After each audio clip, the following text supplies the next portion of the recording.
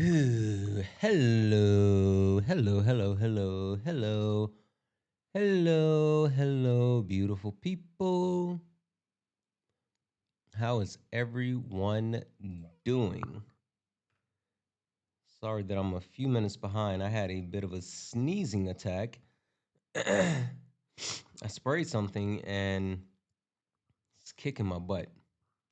It's kicking my butt, and I cannot stop sneezing.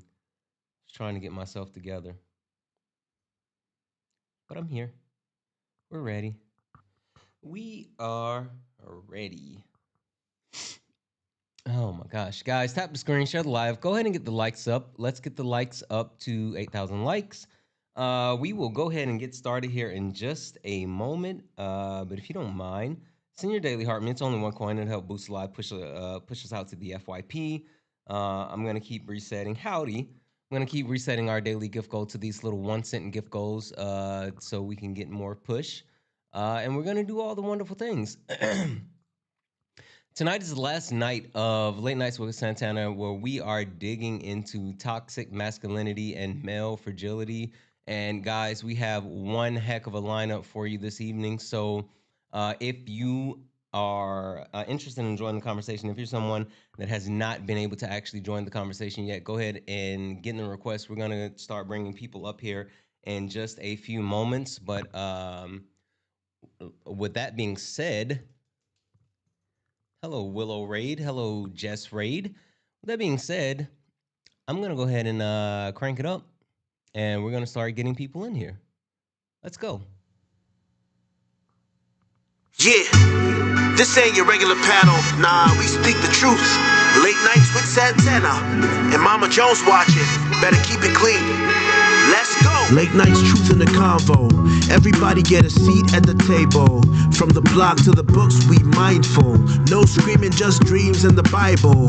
One mic, one voice, we build bridges from the heart of the hood to the world's big issues. Politics, pay, different cultures, but the real ones listen before they rebuttal. Late nights with Santana. Yeah, Mama Jones watching, so keep it growing. Ain't about flexing, this is a purpose zone. Santana hold it steady when it might get hot, but we ain't here to fight, we here to connect the dots. Yeah, late nights with Santana. You already know. Late nights with Santana. Late nights, no static. No highlight reel, just the soul's reflection. No shade throwing, just connection. From streetwise truths to deep reflections, we turn hard talks into blessings. They say they run a game, we build new rules. We here to heal, uplift, and break the old rules. They kept us boxed in, divided by fear, but you find us lined up when the truth appears. Yeah, weekly topics, hearts wide open. No judgment, just motion. Real ones are talking, no cussing. Cause Mama Jones still watching, no frontin'. Yeah, late nights with Santana. You already know. Late nights with Santana. Late nights, no static. Yeah, Mama Jones watching, so keep it growing. Ain't about flexing, this a purpose zone. Santana hold it steady when it might get hot, but we ain't here to fight, we here to connect the dots. Mama Jones watching, so keep it growing. Ain't about flexing, this a purpose zone. Santana hold it steady when it might get hot, but we ain't here to fight, we here to connect the dots. Weekly topics, hearts wide open. No judgment, just motion. Real ones are talking, no cussing. Cause Mama Jones still watching, no frontin'. Yeah, late nights with Santana.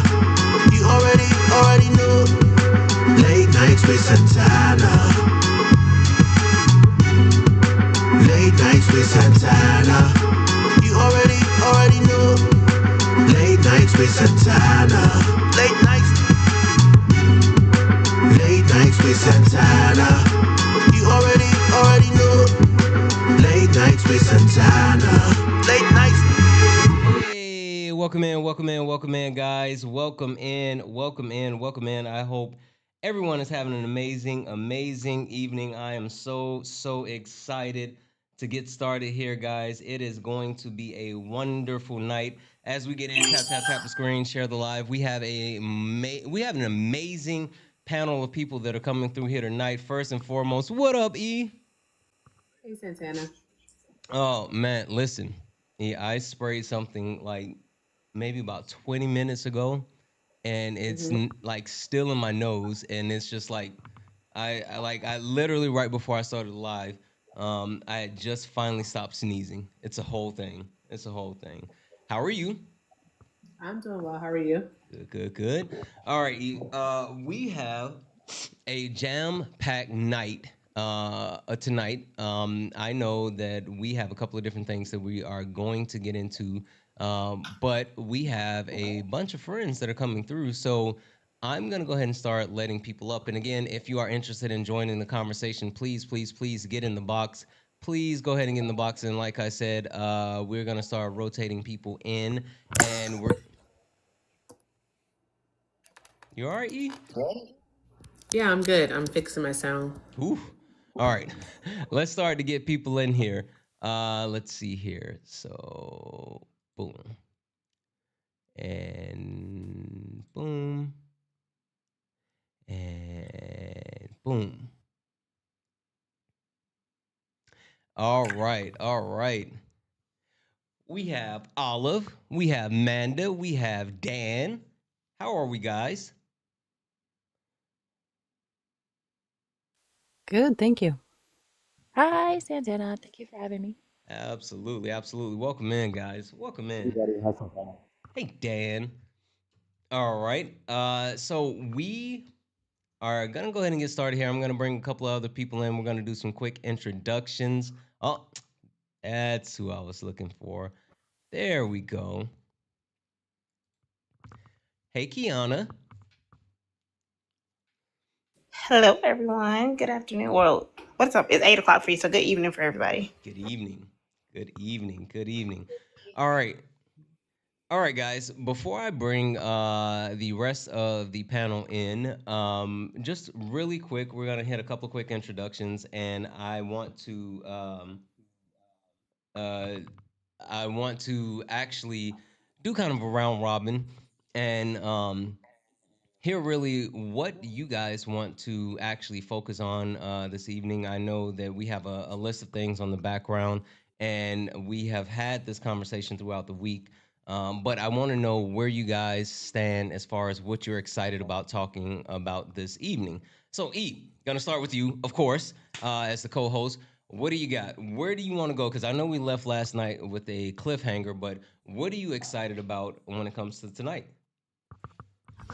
What I'm excited about always, of course, is politics, is what I enjoy talking about, but also the cliffhanger, which I'll let you, of course, Mm, do, but helping hands. Helping hands. mm. I want to talk about helping hands, those resources. Absolutely, absolutely. I think that's going to be such a huge part of the conversation, ensuring that we actually dive into like how we get the resources and help for the people that actually need it. Absolutely. Thank you for that, E. Olive, what Hmm. about you? There's a ton of stuff to talk about. What are you looking forward to? Hi, my name is Olive for anybody that doesn't know me, which is probably a lot of you because I'm a smaller creator. And I host and panel mostly in LGBTQIA plus spaces. And I kind of want to talk about the intersectionality of that when it comes to this topic, and how specifically trans women are used as a scapegoat by cis men. And yeah, that's kind of Mm. where I'm gonna take that in that direction. Okay, okay. All right. Sounds good. Sounds good. Thank you, Olive. Manda, how are you? I'm good. How are you? Wonderful, wonderful. Manda, what are you looking forward to adding to the conversation tonight?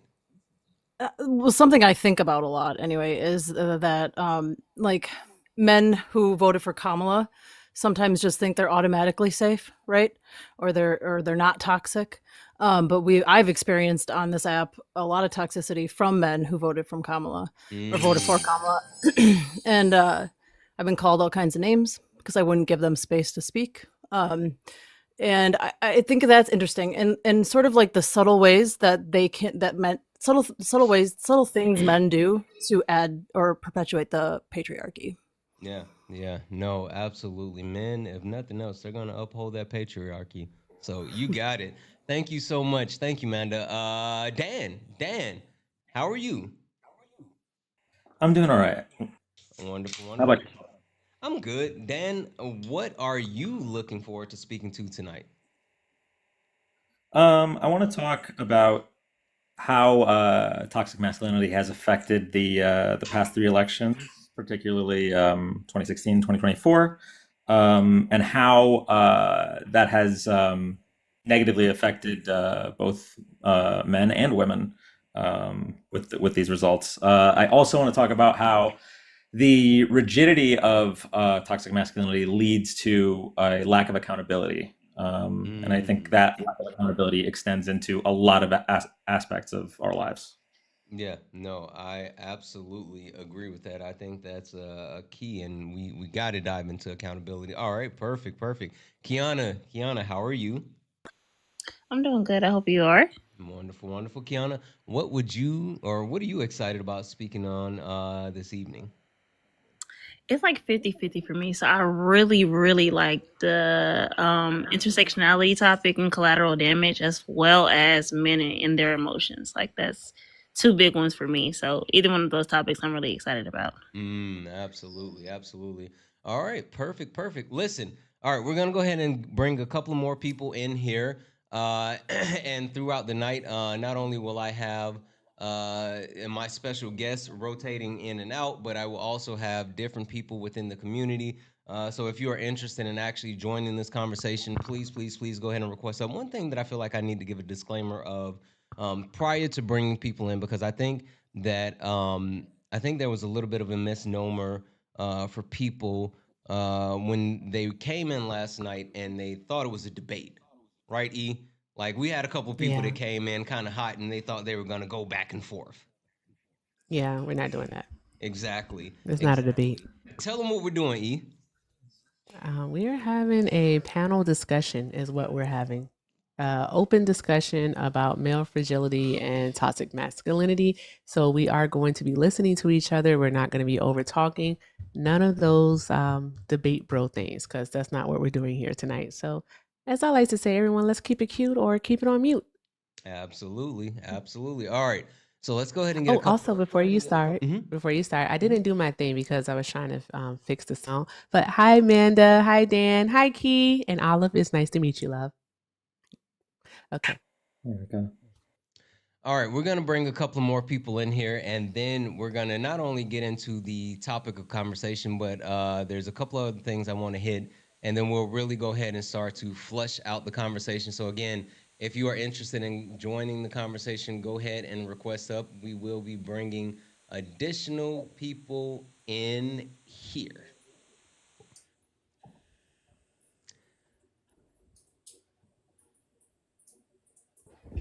All right, let's see here.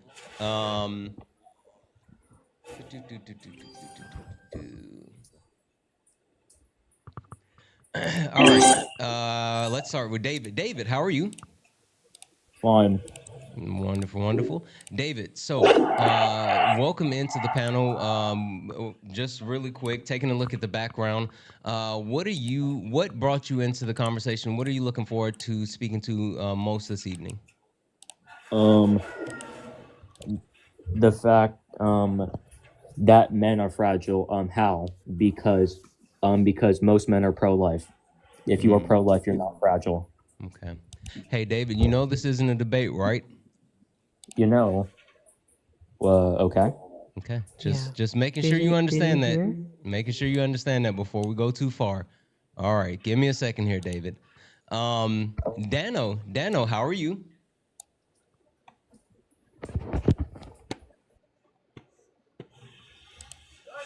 Dano, are you there? Dano going once. Dano going twice. All right. I'm gonna drop you down. If I can. What's happening here? There's stuff that's popping up on the screen and I can't actually get to it. Okay, hold on. Let's do this. All right.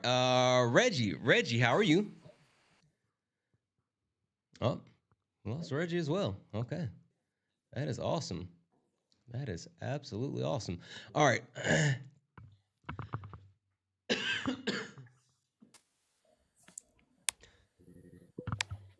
Hello. Hello. I'm sorry. Give me 1 second. E, can you He still has whatever he sprayed in his nose. Okay. Hi, Diana. Hi. Welcome. Hey, how are Um, you? I'm doing Um, well. All right. Go ahead, Santana. I'm sorry about that. Hi, Diana. How are you this evening? Hey, how are you doing? I'm good. Wonderful, wonderful. Diana, thank you for joining us. I guess to get it going, what are you most looking forward to having a conversation about tonight? Yeah, for sure. I think what I'm most excited about is I've been thinking a lot lately about, male-centered spaces versus female-centered spaces, and I think that's going to be an interesting topic I'd like to get into.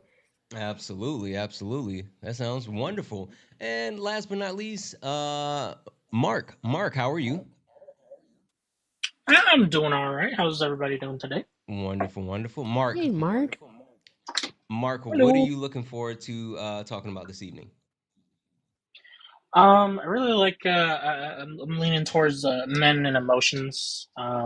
I think that's like something that I'm, most well versed in.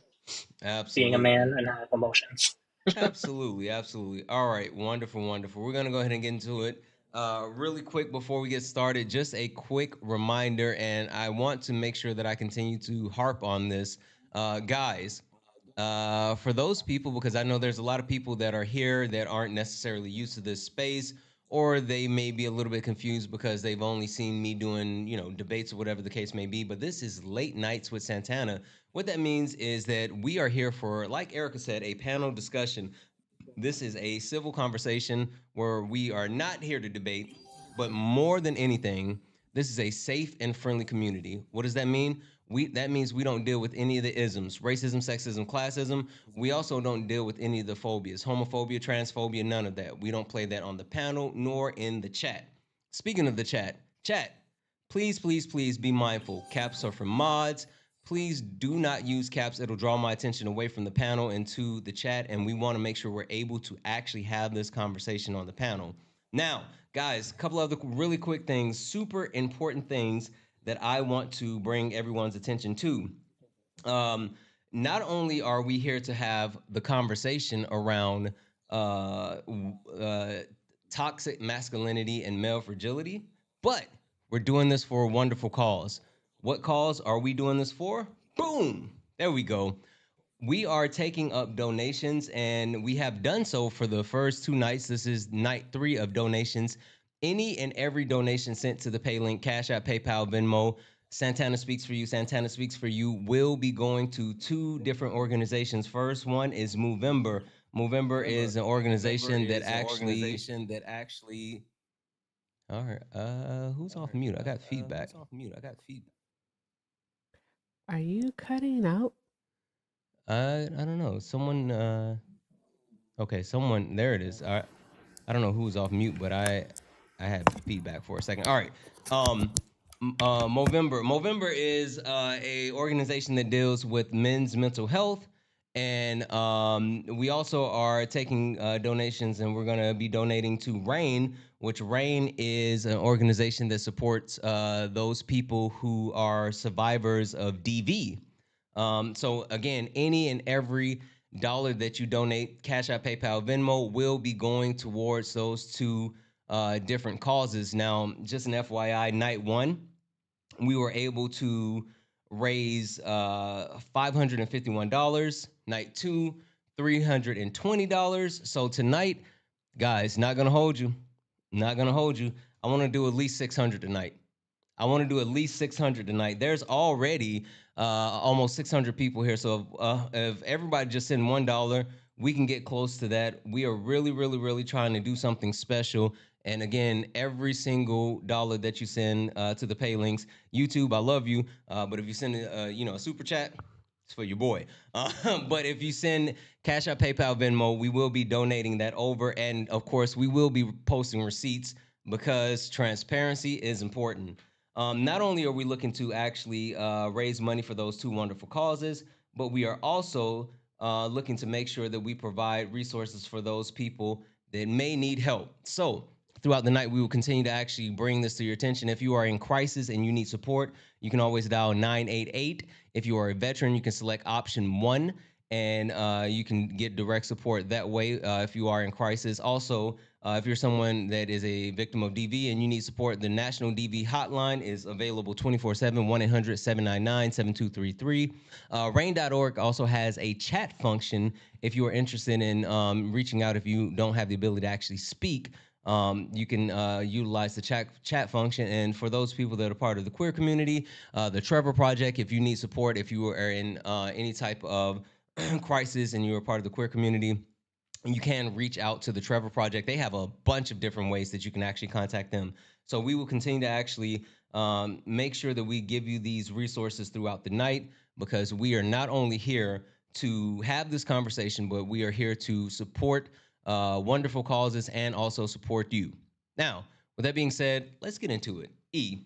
So I kind of want to start on the cliffhanger, but it seems like a lot of people want to talk about the toxic masculinity when it comes to politics. I'll let you pick. Where do we go? Where do we go? Yeah, do we you really want me to pick? I get to pick? Do we want to do the cliffhanger, or do we want to dig into the one where it seems like a lot of people are, jabbing at the politics? Wanting to go? I actually think that like once they hear the cliffhanger, they'll want to go there. So I think you should say the cliffhanger. Okay. Yeah, I'm nosy. I want to know what the cliffhanger is. Okay. So I was having a conversation with someone, and we were talking about men, right? Because of course we're advocates for therapy, right? Therapy is very much needed, right? Men in therapy, in my opinion, it's like peas and carrots. Should absolutely go together, and you should absolutely ensure that you're taking care of your mental health and processing through things in proper ways. So I was having a conversation with someone, and sorry. The person told me, yeah, I know. I'm telling you, it's like, yeah. Anyway, the person told me that while men should go to therapy, they should not have a woman therapist. Men should not have a woman therapist. Now, the part that I did not tell you about last night, unless you're over on the YouTube, because sorry, I gave the YouTubes an inside scoop as far as the why behind that. The why is men should not have a woman therapist because men should not rely on women to actually do the work for them. So when you start to actually deal with your male fragility, your toxic masculinity, you start to quote unquote deconstruct and work through all of those things as far as what it means to be a man and your privilege and the patriarchal system and all this other stuff. You having a woman guiding you or leaning on a woman to go through that process is a no-no, and you should actually engage with a man doing that. Nope, I don't agree. Okay. Rapid fire. Before we give too many opinions, yes or no? Erica, do you agree? Nope. Olive? No. Manda? No. Dan? No. Kiana? I'm gonna say no. I'm leaning more towards no than yes. David? No. Diana? I'm kind of in between, actually, I think. Mark? I'm like 60-40 no, like 60% no. Okay. All right. You know what? I'm sorry. I'm safely in the camp of no. I have a woman therapist, and it's funny for me. I've had many therapists, right? I've had men, women. I've had black people, white people, Asian, just all. I've went through a lot of different therapists, and I feel like, and maybe it's because how I was raised, right? Because I was raised by a black woman. I have 4 black women, older sisters. I'm, not only the only boy, but I'm also the baby. And every time that I've gone to therapy, the therapists that I've connected with the most have been Black women. And so my current therapist, shout out to her, is a Black woman, and she's like stellar. And so I feel like she's the one that has helped guide me through that the most. This is what I want to do. So set the table. I want you to start. Share your opinion about why you say that. What are your thoughts? I want to go to Diana and Kiana, and I want to hear from them because they're kind of like, nah. I want to hear the opposing view. Go ahead, E. Okay. Okay. Well, I look at things pragmatically when it comes to a therapist, and a therapist is a unbiased third party who is supposed to help you and provide basically resources with how you're supposed to deal with your with whatever it is that you have going on. They literally have a school of thought that they go by. Like they're either going to do like ABT or CBT therapy. They do that. It's not like you're talking to a friend. And so I don't know. I think people may need whoever you were speaking with. I'm just gonna say they might want to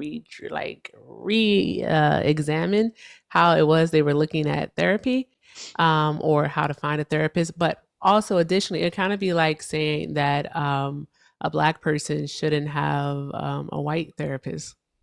And I used to think that way. Like, no, she has to be a Black one. But I'm going to be perfectly honest. This white lady that I talk to now, best therapist I ever had. Best therapist I ever had. And I've had quite a few. So there's that. So I think that, no, I don't know. I think that is just looking, that's a different lens that I haven't put on yet, and I don't think that I am going to put on, because I like to look at it quite a bit logically when it comes to picking a therapist. Like, what are their credentials, their reviews, and then we're just going to go from there. And so, Kiana, why are you split? Why are you split, love? This is a really hard question, Erica. Like, I'm literally over here like biting nails. Like, I don't know. Really?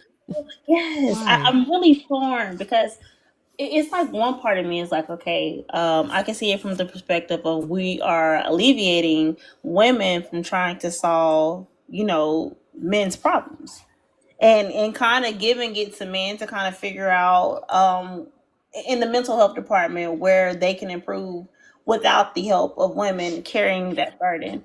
But then I'm also saying if we're doing that right, is that saying that women are not capable of it's like a censorship thing. But then I'm also torn because I also want to look at it from like an age perspective, depending on what age the guy is, because I think that sometimes people can relate better. Like, I know you said that if we look at it from more of a medical stance of what they learned during therapy, to not come from a biased perspective, but I think just by natural human instinct, you kind of can relate more to people that you identify with. So we're speaking like of a young man that's developing into adulthood. Would he be able to relate more to a male therapist and be willing to let down his boundaries quicker?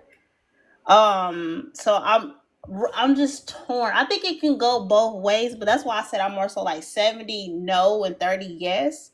But I'm open to what Santana was saying, like, because I've never looked at it from that perspective. I just think that with therapy, I think it's just finding your match. It's kind of like a Yeah. relationship. It's not always just like who has the longest list of qualifications, but just that person that you were able to really create that bond with, that sense of trust, to actually put your guard down, to actually, use their skills. Yeah, most So definitely.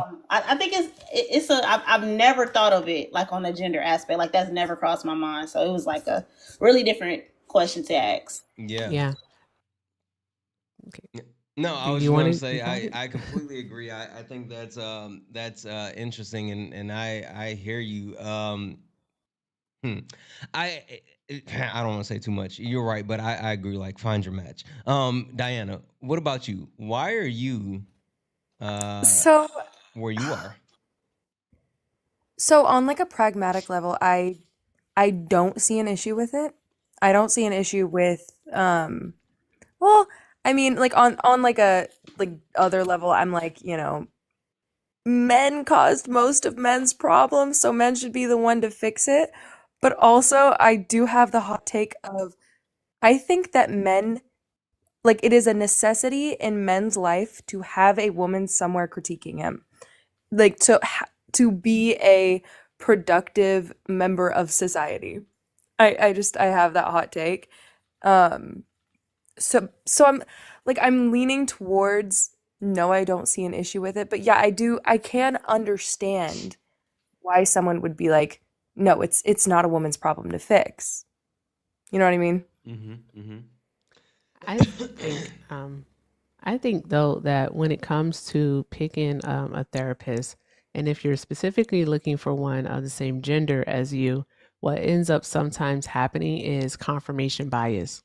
Um, like they're going to affirm what it is that you're thinking, and then also, let's say me as a woman, and then my therapist being a woman, they sometimes can see things exactly as I see it. So they have blind spots. And I don't, I mean, I'm like, it's their job. Like they chose to be a therapist. They're going to deal with all different types of people. Like, I'm so sorry if I don't see like the whole emotional labor part of it because that's their job. It's not like like he is putting this burden on a partner or a friend that's a woman. This is a therapist. He's paying this person to listen to him, and he's paying this person to provide them with resources. It's their job. Like it's their job. I don't No, know. yeah, Like you make a great point there. Yeah. it's their job. Santana, where was this person coming from? Like, spill the beans, dude. Yeah. No, there's no beans to spill. It was just more so in the sense that, again, speaking to like doing the work and then why did David leave? I was literally getting ready to go to him next. Now he wanted to debate I anyways. know. I wanted to go to him next. I don't know if you. I had just said I'm going to him next. Uh, um, but what I was gonna say is that it was just more so in the premise behind like the fact that uh, when men need to do the work and while they're doing the work, they can't rely on a woman to actually do the work for them. They need to be more aware and they need to actually be more willing to seek out. I think it's the same premise as far as like, oh, if you're a black person, then I'm sorry, if you're a white person and you're deconstructing, you shouldn't go to a black person and say like, hey, help me deconstruct. I think that was the same premise. So I don't know if I can agree with that one. It's their job. It is their job, and you know what? And so like that's kind of like the hard part that I have as well because it's kind of like how I feel about people when they talk about like judges, right? When people start talking about like, oh, this is a Democratic judge or a Republican judge. No, it's a judge. Like they should be able to do their job. Yes, I understand that people have biases and leanings or whatever, but like it's your job and you should be able to do that, to the best of your ability. And I will say, I think EU said this, but I don't know. Like I do kind of feel like whenever I had men as therapists, I did feel like there was a bit of confirmation bias, and I didn't want someone just to agree with me. I wanted someone to challenge me and push back on what I was saying. And hey, black women do that for me. They hold me accountable. So I'm gonna say the exact same about a black women therapist. The three that I had, I felt like they were just kind of almost in a sense telling me what I wanted to hear, and I was like, I don't know what I'm getting out of this. I don't know, but yeah. So moving on, I want an uh, Olive. What do you think? This is such a great topic of conversation because my gears have been turning so hard. But with therapists, no matter how fantastic you are at your job on paper, right? You go to school, you do all the work, you put in the time, you understand how to be an effective and good therapist. That doesn't take away from the fact that you're still human, and I don't think therapists are arbiters of like the highest peak of like morality and full-blown deconstruction of every internalized bias, right? So men still have I'm sorry, men who are therapists still have more than likely at least one internalized bias from the systems of the patriarchy, right? So, like, to say that all men have to go to only men across the board just seems incredibly counterproductive. And sometimes you need a woman to intervene to help unravel some of that. So, that's kind of my perspective. Yeah, I agree. I think that it's necessary, and especially to have that guiding hand, and I think that it's in my opinion good to hear from someone that's like impacted by that negative perpetuation that you are engaging in. So, Dan, what about you? What do you think? I agree mostly with what Erica had said in regards to like this isn't a partner or a friend that you're putting this on, the therapist that you're paying, and so I don't really see why you would exclude yourself from that segment of therapists. Also, I think what Diana had said was pretty based that that men need a woman to be judging them. I think that's true.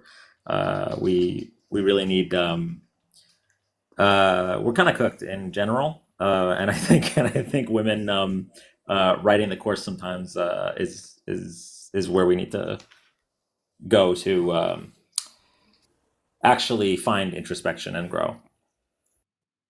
Yeah, I sorry, not to like jump in unannounced, but like I think that like if you think of all of these motives used by these larger conglomerates to drive votes, specifically like if we reference the Harris election, it was that's what it was. That's what it was is guys telling other guys that women think it's lame if you don't do this certain thing. Oh, we It's a don't want to huge. say lame. That's a ableist term. Oh, really? Yeah. I'm sorry, not said it. Sorry, LAME. It's a term we're talking about like people with disabilities. It was often referred to with like issues with walking and things like that. But you want to kind of stay away from that. Oh, But I get your premise. It I was didn't know that. not a cool. Yes. Yeah. But yeah. Like it was uncool Hmm. to do these things and women quote unquote wouldn't find you attractive if you didn't do these things. Like it's used as like ways to push things like that and I think that's so true and to change the minds of men in like this space of toxic masculinity I do think that it's necessary. Yep. Yep.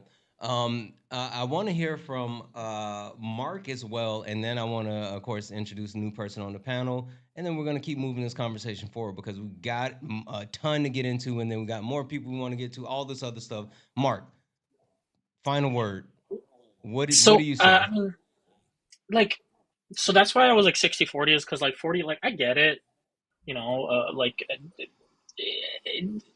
if this was like a partner or if this was anybody else, then yeah, that would 100% make sense to me. But like Erica said, this is their job. That's literally what they're trained to do, and they're trained to like think objectively in these kinds of scenarios. So that's why like it makes more sense for me personally to for that to for you to be able to have a woman therapist. But also personally speaking, like I just feel more comfortable around women. Um, so like I mean that's just how I am personally. Yeah, yeah, not really. Okay. Yeah. Okay. Perfect. All right. Amanda, I didn't forget about you. I intentionally didn't come to you on this because just an FYI, you are getting ready to lead off the next conversation. So I want you to start thinking about it because I want to hear from you about the toxic politics in fragile society. Um, did you see that? I'm trying to think of a nice way to put it, but like the spectacle that was put on by the Secretary of War and how that is permeated through politics and how it's affecting like us as a society. So I'm coming to you in just a moment. So be ready because that's your topic. But first, let me just introduce Andrea. Andrea, how are you? I'm It's doing pretty good. Andra. It's That's what I said. I Andra. said Andrea. Andra, Everyone thank was you, Andra. I'm sorry. Yeah. We both got it wrong. My You guys I are goodness. the said only ones that are Andrea. allowed to repeatedly botch my You've been name. over here for too long. I said Andrea. It's okay. He Okay. mispronounced my name in the I'm lodge. willing to be gaslit by Santana. It's all right. Hmm. Wait, if I remember correctly, isn't it Andra? Like kind of with a Andra. W at the end? Well, I mean, I wouldn't put such an emphasis on the end, but yeah. Don't worry, I got you, Andra. Andrada. Right on. how, Okay. how are Call you me this whatever at evening? this point. um, Present and accounted for. what are you most looking forward to talking about tonight? I know you and I, like you always bring it in. You know what late nights is about, and you've even had similar parallel conversations with us about like these types of topics. So I'm excited to see which point is the one that you're most excited to speak on this evening. Yeah, I mean, this is a big topic. I think fragile masculinity and all of that in general is it's really hot right now. It's an issue. I definitely came in. I don't know what the original question I just came into was something about like Oh, therapists and as yeah, yeah, someone yeah. who What? worked in a clinician's office, I have many thoughts on many topics regarding that, but I'm gonna side with Erica as always in that like when you are a clinician, it's kind of like a lawyer. That's your job. They assign someone to you and you have to take it and be unbiased because there are people who come in who are objectively like horrible people, right? Who are getting therapy for really like, and no one would willingly jump onto that, you know, sort of thing. So like you take who you're assigned and you have to do what you do. But like it is an interesting thought of like, yes, like everyone will go towards usually like who they most relate to, right? Which is why there's like a big overflow of like because there's a lack of representation, you know, in both male therapists and like people of color. So that's always was always like a hard thing for us to try and pair people with if they requested it. But the men one is interesting because sometimes I'm like, yeah, men need a man to speak to confide in. But sometimes you would meet a man who was seeing a man therapist and you're like, I know you're meeting him and he's just telling you everything you want to hear and it's bro dude culture and not really helpful. Yeah, yeah, no, absolutely, absolutely. Okay, all right. Really quick, because I want to read these off, and then we're gonna go to Manda for the topic around toxic politics and fragile society. Excuse me. Um, I want to read off these donations really quick. Sorry. Update this. I'm gonna run through it. I'm not gonna be able to read all the messages out because there's a few of them. I do want to say thank you though. Chloe, thank you so much for the 5. Said thank you for all that you do. You're wonderful. Kim, thank you so much for the 30. Thank you for the 3-night sessions. Yes, fucking Olive. Hey, thank you so much for the 50. You said thank you for the advocacy and providing this space. Olive, you're fucking awesome. You didn't have to do that. Like, I appreciate you so much. Elise, thank you so much for the 20. Thank you for speaking up and talking about important things. Listen, we have to do it together. Fucking feisty. Feisty. Massive W's in the chat for Feisty for the $100 donation. Let's go, Feisty. You are fucking awesome. Angel, thank you so much. The political unicorn, thank you so much for the 30. Said just getting rolling. I know that's right. Lyric, thank you so much for the 1. You are absolutely far too kind. Lacey, thank you so much for the 2. Loving the panel format. Listen, they doing it, right? They doing it. Kim, thank you so much for the 25. You are freaking amazing. And last but not least, Anna. Anna, thank you so much for the 1. Anna, listen, first and foremost, you never have to say sorry about whatever you do. Times are hard, and we appreciate you more than you can ever imagine. Saying, sorry, I can't do more. Thanks for having these conversations. As a therapist, I approve of the panel's takes. Even mine? Debbie's in the chat for everyone that actually donated. Also, really quick, W's in the chat for Sarah over on the tube, who just became a late night tuber. And W's in the chat for Chance, who sent a $2 super chat to say last night to donate everyone last night to donate, everyone, what did y'all put in? I'm assuming that's what you meant to say. I need to make sure I put the pay links over on YouTube because again, guys, we are raising money for two amazing causes, and the two amazing causes are Movember, which is for men's mental health, and RAIN, which is for survivors of DV. Everything that we have collected over these 3 nights will be donated between these two different organizations. And also, we want to make sure that we're providing this information for anyone that may be in crisis. If you're in crisis and you need help, you can always call 988. If you're a veteran, you can select option 1. If you're someone being affected by DV, then you can always call National DV Hotline. It's available 24/7, 1-800-799-7233. Rain.org has a chat function, so if you don't have the ability to speak, you can always chat through there. And if you are a member of the queer community and you are in crisis and you need help, the Trevor Project, if you go to this page, they have multiple ways that you can actually contact them. So we want to make sure that we are not only having these conversations and supporting those two wonderful causes, but we're providing these resources so we can support you guys. So again, if anyone can actually chip in $1, $2, $5, it does not matter what it is. Any and everything is accepted and appreciated. Santana Speaks for You. Santana Speaks for You is the best way to support. All right, now that I got that out of the way, Manda, coming to you. Floor is yours. Big topic.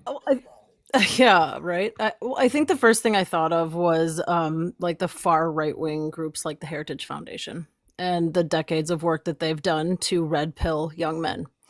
And I think that happened because, right, the civil rights movement, women gaining more rights. They're afraid they're afraid of something, and who knows what. But I just think that when specifically white men feel threatened, they turn that into toxicity, and they use that to oppress other marginalized communities. And we saw it, I think, really, really evidently in this last election. And a lot of us do political debates, right? And we see nothing. I mean, we got told tonight on a panel I was on Justice panel, and a man came up and told us we deserve to be raped to unalivement. And that's because, that is, that's a result of these far right-wing groups brainwashing these young men. So this is just huge. I mean, I could keep going, but that's what I first thought of is that, and they now Trump was the Trojan horse to bring the Heritage Foundation into the Oval Office, and so now they're there. They're where they wanted to be. So now they're doing things like Hegseth's speech, right? Hegseth, or I always want to call him Keg's Breath every time because that's the name that people joke and say. But so I almost said that on accident. But and his was, now there's no more anonymous reporting in the military, right? So when women are assaulted, they can't do it anonymously and protect themselves. We already know women have a hard enough time in the military, and so he's just making it harder because they don't want women, because they're threatened by women and their strength and their genius, right? And it's just all. It's a huge topic again, but that's where I went first. Yeah, no, I completely agree. And it's interesting that you said that they're threatened by women in the military, because it did. I don't know if you felt the same way when listening to it, but I completely heard the targeting of women and minorities as a whole, and honestly, it felt like they were targeting everybody. But when they talked about oh, you need to be able to meet the man standards regardless of this or that or whatever, it felt like they were specifically trying to actually go at women, but then even more so to the point talking about removing the veil of cover for anonymous complaints. And then something else that caught my attention was talking about we're going to bring back yelling and cursing and flipping bunks and all of this quote unquote machismo stuff that had been associated with the military for a long time. Did you hear that as well, E? Yep, that's exactly what I heard. I also heard Donald Trump tell them that there are two N words that they can't use. One of them is nuclear. We wonder what the other one is. So there's that. I mean, it's just it's blatant sexism, blatant racism, bigotry.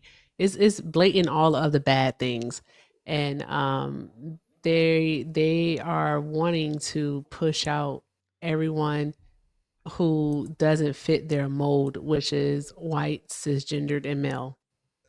And so I mean, and that's what they're pushing to young people, and that's who they're recruiting and filling with this ideology. And so we just have to figure out ways to continue to combat it. Yeah, yeah, I completely agree. Andrew, what do you think? Where do you stand on this? Because I am sure that you consumed it, and I don't know if you made a video about it or not. I usually uh, have your videos pop up on my feed all the time. But what were your thoughts when you heard or you saw the permeation of toxic masculinity throughout the United States military, and not only it's being something that was in our face, but it seems like it's something that was being celebrated. Good Lord. Yeah, a lot of thoughts. I mean, I've been offline a little the last week and a half because I've been moving into my condo, but I've been picking up, like, Congratulations, by the way. thank you. And it's been peaceful not reading the news, but I pick up bits and pieces of it here. My mom called me and read me some article about this speech specifically because she was worked up about it. So I did catch this one.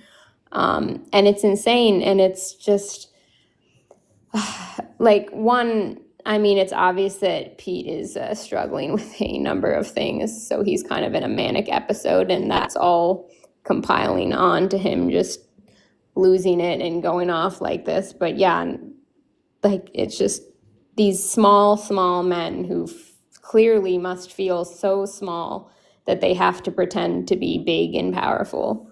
Like, I mean, Donald himself has just failed his way to the top, and he probably knows it, which is why he sucks so bad, and needs to constantly remind everyone. I think it's the same thing with him, the same thing with all of these guys. I went to school with the guy who's the digital media lead or whatever of JD Vance's entire team, and I can tell you that kid was like 5'7" and full of short man insecurity all throughout high school, and he was a turd.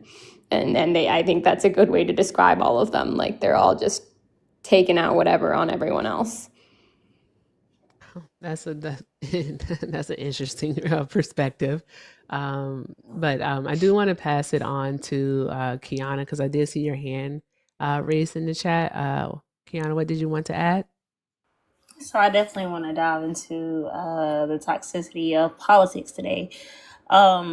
I know sometimes when people pretend like they were a service member, we call them stolen valor. I don't know if this is a term, but I'm going to make it a term because I've never heard it. I'm going to start saying stolen victimhood. A lot of times on this app, we see, especially with men, that they steal victimhood. They use it to boost themselves up in the hierarchy of esteem. Because for some reason they think that they're oppressed in 2025, especially white men. There is no reason for them in any shape, form, or fashion to ever think that they have been oppressed in this country, and other groups of men as well, but more specifically white men, because of course there's intersectionality with racism when we talk in xenophobia or whatever else it is, when we talk about other classes of groups. But the amount of stolen victimhood on this app is insane.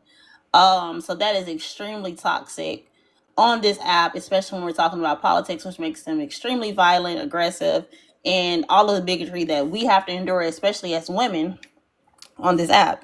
Another thing, we are living in a constant state of gaslighting. MAGA is constantly gaslighting us. Like, we can talk about what they were saying before Donald Trump got elected versus what they're saying now. We can talk about what he promised versus what they're going for. We can talk about the lines that we put in the sand that they're now retracting.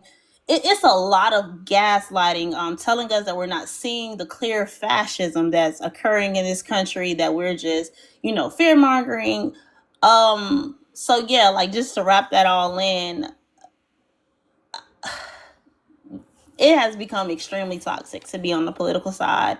I think that it's important to stay engaged, just to be educated and to be aware of what's to come. But the toxicity involving politics is at, I would say, an all-time high right now, for sure. Absolutely. I know I also want to, Mark, I'm coming to you because I have a question that I want to get your opinion on around this as well. But I did see two hands in the chat, and I don't want to look over them. And so, really quick, I want to go to Diana, and then Olive, and then Mark. I'm coming to you. Diana, floor is yours. Yeah, I wanted to hop over something, go back to something that Amanda said regarding the getting rid of anonymous filing for women in the military. Not only do I feel like that is, silencing women, but if you've been around military culture, if you like my grandfather was in the military growing up, understanding just how much trouble you can get in for simply talking back to somebody of higher rank than you. Like understanding the fear of going against somebody that is higher rank than you in the military, just that would silence women. And now getting rid of the fact that it's anonymous, 1,000% we are going to see women be targeted and punished and stripped of rank and not given opportunities and held back because they report something like that. And then their entire unit knows, and then they're treated way differently. And you can't get out. Like it's not just like a job you can step away from because of how toxic it is. You can't get away from it. So who knows, like, the horrible things that can be happening to these unfortunate victims. Yeah, yeah, I completely agree. Olive. First, I just want to ask, are we allowed to say the F word? No. Not Did the you one did you you're hear the thinking intro of. song? FASCISM, that one. Oh, I thought you was talking about the No, with I the would never. fukata bread. I was about to say Mama Jones was watching. Yeah, no, absolutely. Okay. We don't like So, fascists. Bunch of Antifa okay, over I here. just didn't know if TT terms of service had changed in regards to that word or not, No, but we live by a motto in my community, and the motto is "F it, we ball." So we'll see love it. what happens.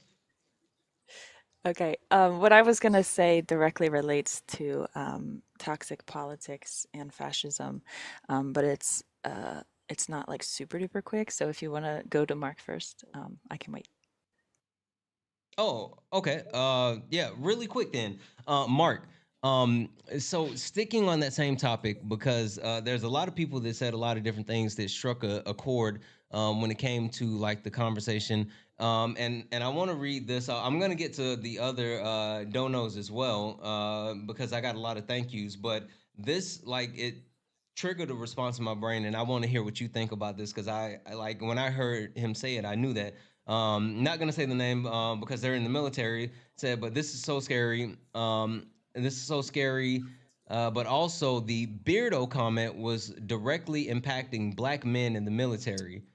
There were rumors they wanted people that were called the people with what is called no shave chits. I don't know what that is. Chets, no shave chets out after 1 year. I think I don't know what that is, but regardless, yeah. When I heard the Beardo comments, for people that don't know, um, a lot of black men, when it comes to like shaving, the constant shaving of the skin causes irritation, and it's a whole thing. And you see a lot of black men within in the military, they have a lot of those razor bumps and all the kind of stuff, and it's directly impacting them. And so being able to not being required to shave all the time has been massively beneficial to black men.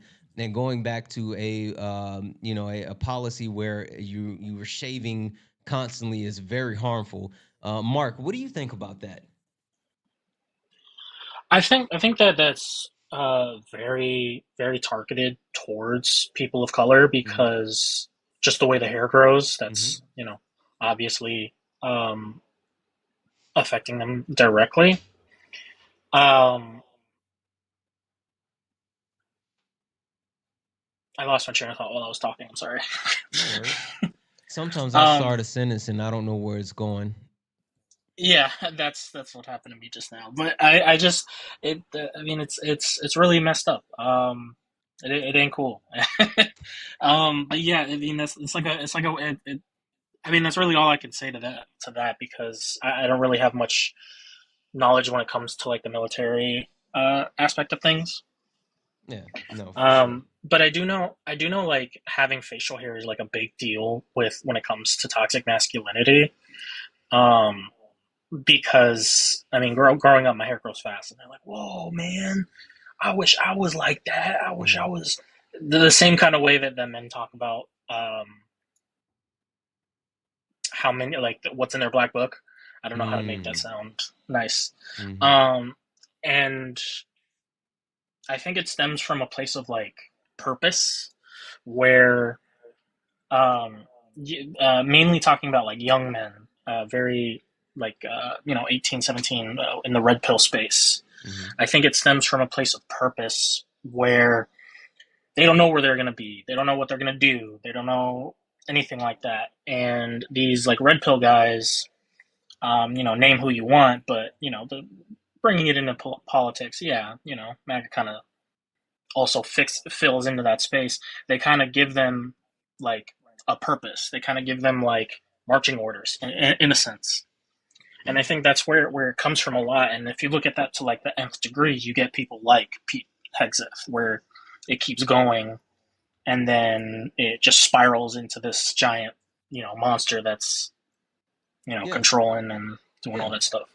Yeah, I completely agree with that, and I mean I think it sets the tone to what we're dealing with, because they have this mindset and a perspective and point of view that they're trying to perpetuate, and it's super interesting to watch it develop because to Olive's point, we're dealing with a bunch of fascists. Olive, right?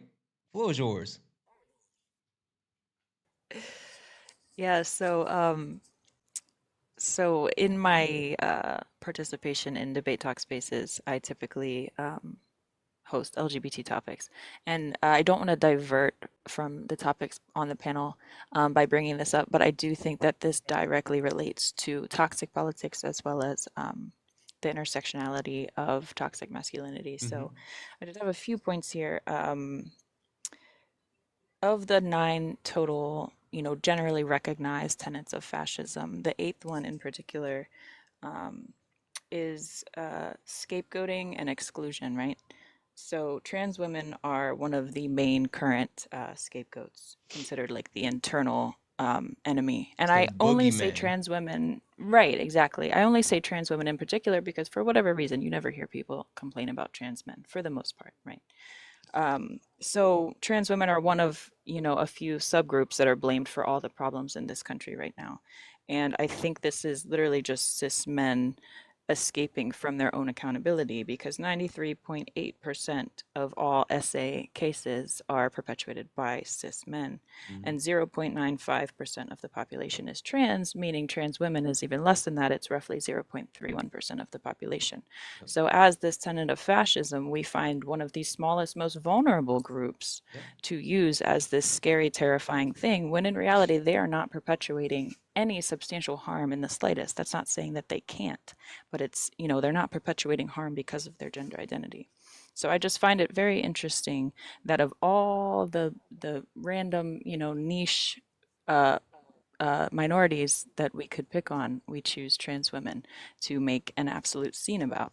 And I really just, I want to tap into somebody's psyche and understand how we can have this conversation surrounding this and say, oh yeah, let's take away, trans people's pew-pews when the cis men are perpetuating it. It's just, it just blows my mind. I don't know. E, why? Tell them why. Tell them why. I know why. I know you know why. I think everybody on the panel knows why. E, why are they targeting the transgender community when, to Olive's point, they are such a small portion of the population, and we know for a fact, who's really doing the do. Oh Well, not only is it like a matter of deflection, but I think overall, when it comes to transgender people, especially transgender women, is all about control. They don't have access. They want access, but they don't have access, and it's it's it's strange. I don't think I have the best way to put it. I think Kiana actually, I've heard her talk about this before, and she makes like a really good point. I think it all comes down to again control and access, and they sex. I don't know if I can say that word on TikTok, but I said the word on TikTok. But that's what it comes down to. Bumping uglies. Yes, bumping uglies. Yeah, Yeah. yeah, that. I also had one more point to bring up that doesn't have to do with trans people, Yeah. but it's more so. I had a VC before this live today with some people in my server, and I was, asking them for their input um, about anything that they would want me to bring up, and we started talking about specifically liberal men, specifically YT liberal men, and this little phrase popped in my head, and I wrote it down because I thought it was funny. But I said sometimes the elephant in the room is the donkey. Um, and I feel like, unfortunately, a lot of times we see liberals, specifically YT men, not taking accountability. Because at least we know what we're getting with MAGA, right? And I fear that there's a lot of deception with liberals specifically. And keep in mind, I'm a raging leftist. Like, this is not, whatever. But at least you know what you're getting with MAGA. And then with liberal men, they dodge a lot of accountability, and it ends up putting specifically marginalized communities in a position where they feel gaslit as all hell. Um, and I feel like as a community, we need to work on holding our own accountable more often than we do, especially within the men. So that's my 2 cents on that. I choose violence. Kiana, why is it I'm that sorry. liberal Time white out. men? Why? Nope, Why? nope, nope. No, time out. Kiana, Why did you say you choose violence and then you'll say see. Kiana? Listen, Kiana, Oh my why gosh. is it that? Optics. Why is it that? Um, why do you think liberal white men can perpetuate just as much harm when it comes to overall toxic masculinity and especially when they're supposedly the ones that should be safe or try to advocate for these different groups and come to find out whatever. What do you think, Kiana? At my feet. Okay, I don't mind stepping on toes, so I'm going to be honest at all Mm-hmm. costs. Mm-hmm. I truly think that, and I'm not just gonna put it on. Well, we have to stay on the men because that's the topic. I truly think that liberal men think that somehow, some way, that they have assimilated into the black struggle or marginalized groups. Like that's what I truly think. I think that they think because of their proximity to the way that we typically vote the same, that somehow they relate and can relate to the same struggles, and that's just not the case. Wait, are you I saying that they're think, not they don't understand being marginalized to the fullest extent? I'm a little confused. What are you saying? yeah, no, they absolutely don't. Hmm. Like that's not a thing, especially no, that's not a thing. Like when we're talking to them, I think that they have this thing where they think that they've created a safe haven somehow for those that are marginalized, that we somehow feel safe with them, that we can let our hair down, and we feel this need for them to protect us. I think that a lot of times they want to be the mouthpiece for us. Instead of letting us speak, they think that they have to speak for us instead of allowing us to speak for our own selves, or even we don't need them to stand beside us while we speak and advocate for ourselves. Like Swan says this amazing thing, and I always utilize it. W Swan is that those that are marginalized don't want you to use your privilege. We want you guys to lose it. So I don't know where the idea that they have come to this conclusion that we feel safe or that they are this safeguard compared to conservatives, but it's not that. It's truly not that. They kind of can say pose the same harm just because they overstep a lot of times. A lot of times they mix their plight with ours, and I think that it's two completely different paths, and that's no shots to anybody that is a liberal, but there's also a lot of harm in being a liberal. It's just a watered down conservative, literally. If you wanted a iced tea with just a little bit of tea and the vast majority of ice that's melted down, that's what a liberal is. It's not really a progressive ideology if you really start to break it down. Kiana, Key, my bonus child. Before we get too far, You see why I said I chose violence? I don't. Well, optics. Oh, come on, And no, that's the no. thing. The speaking over part of it, like not just speaking for, but speaking over Black voices, and where the toxic masculinity, that fragility comes into play, is when they are corrected, especially by a Black woman. When they are corrected, and even in the kindest of ways, they still get defensive.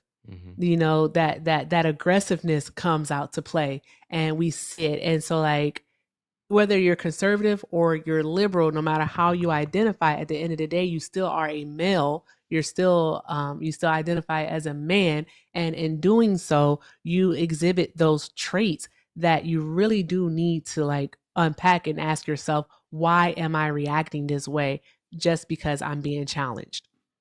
So yeah, I think that's something too.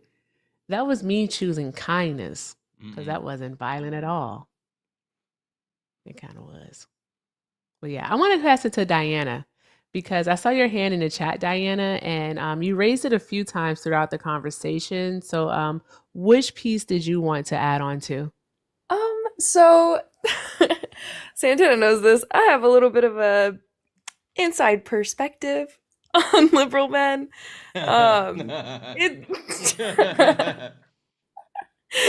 It's all performative, babes. It's all performative. Y'all sharing secrets.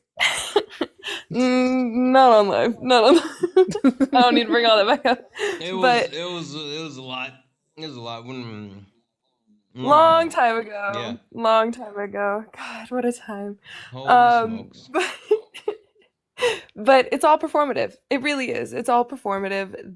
And when we're talking about people who, you know, profit off of these spaces of being a, you know, that one liberal guy, it's all for profit, and they love the clout and they love the attention from it. And in reality, behind closed doors, they don't live by a single word of what they're screaming from the rooftops. I swear. Like, it's, yeah. And That's my take. The one thing that I will say, because like I heard this called out in multiple ways, and the reason why I went to Kiana as well is because I know Kiana, one, is going to be unapologetically honest in herself in so many ways, but two, I know she always is picking up what I'm putting down, so I already knew where she was going to go. I do want to call out something that that she said, and something that is worth saying is like, if there's ever someone that's running around calling himself a quote unquote safe place, or whatever, just saying, "Oh, I'm a safe place," like that's a red flag, right? I mean, you should never be the one trying to project that label on yourself, and then also you have to understand that just because you're safe in the moment does not mean you're safe overall. And Exactly. so You don't get to determine if you are the safe space. Exactly. And so not only does that come with, like, men and women, or whatever the case may be, but it also comes to, like, um race. When you talk about different intersectionality, like all of it, it's like you aren't the arbiter of who entrusts you to be safe or whatever. So with all that being said, um, I do I want to call out one thing, because while we specifically talked about certain, white liberal men, I will always say that when they earn the ability to be a quote unquote safe space, then they earn that ability and they continue to work and earn that. And that's just like any other situation. So I'm not saying that, no person, can't do this or do that or whatever, whatever. The point that I'm making is that once someone actually earns it, then that happens, and they have to continue to earn it each and every day. Dan, I would love to hear what you have to say. Manda, I want to hear what you have to say, because we haven't heard from either one of you two in a while. Dan, floor is yours, and then Manda. Um, okay, we touched on it a little bit in regards to some liberals that don't take accountability, and I just want to talk about accountability and its role in toxic masculinity in general. First, in why there's such a lack of accountability among people that prescribe to toxic masculinity, and also how why it seems to be perpetuating. So basically, to hold yourself accountable for something is to put yourself in a vulnerable position, a position of humility, and admit wrong, and that's something that fundamentally goes against what's being preached by red pillars, what's being preached by conservatives that want to bring us back to a place where men are dominant, and the problem is that as a society, at least in this country, it's being reinforced through very public consequences or lack of consequences. So I'm going to give a couple examples. In the 2016 election, Hillary Clinton owned up to her Iraq War vote and called it a mistake, and the conservatives constantly didn't let her down, and not just the conservatives, even on let her live it down. Excuse me, and not just conservatives, but also Democrats or liberals or leftists to the left of her wouldn't let her live it down. Trump, despite being on record being for the Iraq War at first, just denied, and was able to skirt past accountability, ended up winning the election. We look at something like fracking. So you have Kamala Harris articulately explained her difference in position on fracking when she was a politician in the state of California versus when she was on the public stage as both vice president and then ultimately presidential nominee. And the voters in the state of Pennsylvania did not trust her accountability there and chose to vote against her, a lot of which because of her former position on fracking. Whereas you have in I believe it was only 2 years prior, John Fetterman also flip-flopped, as you want to call it, on the position of fracking. And rather than admitting to it or saying that he changed his mind, he just denied reality and was elected the senator of Pennsylvania. You look to scandals in regards to sexual misconduct or SA. You have people like Donald Trump, obviously constantly denying accountability, never taking accountability for not only what he's been accused of, but what he's been adjudicated against for, what he's been found guilty for, what he's admitted to, never taking accountability. And then you have politicians like Anthony Weiner, who openly admitted to what he did, and his political career has been destroyed ever since. And if you want to do an apples to apples comparison, because maybe Trump is a unique accountability dodger, Bill Clinton, also a Democratic politician like Anthony Weiner, denied on a public stage about his affair with Monica Lewinsky and left office with high approval ratings. These are the types of things that constantly come up in our politics. Anytime a politician takes accountability for something, you look at John Kerry in 2004.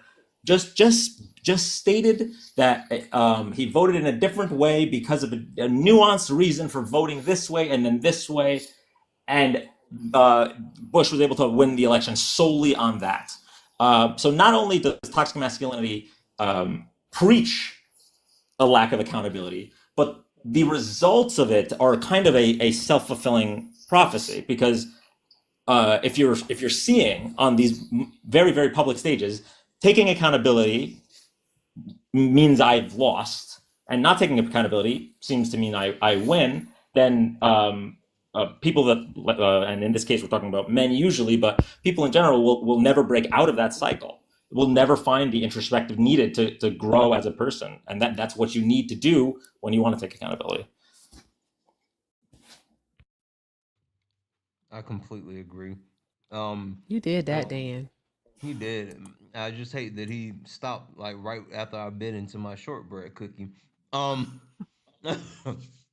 I completely agree, and it's super interesting that you said that, Dan, in the sense of like, um, admitting that you're wrong is like admitting that you lost. It's the weirdest thing in the perpetuation of like you.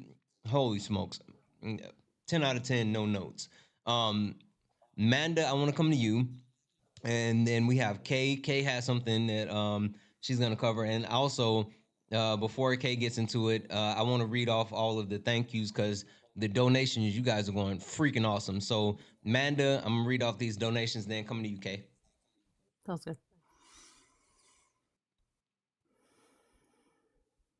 Okay, Manda? Santana, you didn't say what you wanted to come to Manda about. Oh, No, just like, did you? no. I was giving you the floor because I was saying you and Dan had been wait or hadn't gotten an Okay, opportunity to speak in a while, and so that's why I was coming to you two. sure. I thought Wait, you said you're going to read off the donations no, and no, no, then no. come to. I'm gonna. Okay, Someone just okay. said they can barely hear me. How's the audio? I can hear you just fine. Chat, is it low for anyone else? Because I've been told lately that I'm loud, so I have it turned down. So what do You you? sound good. Just needs to turn up the buttons on the side of their Okay, phone. all right, Matt. All right, perfect. Floor Okay. is yours. You haven't had an opportunity to speak in a while. Anything that you want to add to it, or where do you want to go? hmm Well, I just want to first say I apologize for not giving a trigger warning with when I spoke last time because what I said could have been very triggering. So I apologize, chat, for that. And maybe a little bit here when I discuss like liberal men in my interactions with them on this app. So a lot of us do where we just want ops up, right? We don't have a lot of friendlies on our panel. So I'll bring people up and I'll say, and if they say no, they didn't vote for Trump, they voted for Kamala, I'll say, okay, you got 30 seconds. I've done that multiple times. And I had men who voted for Kamala call me the C word, tell me I wasn't worthy to hear what they had to say anyway.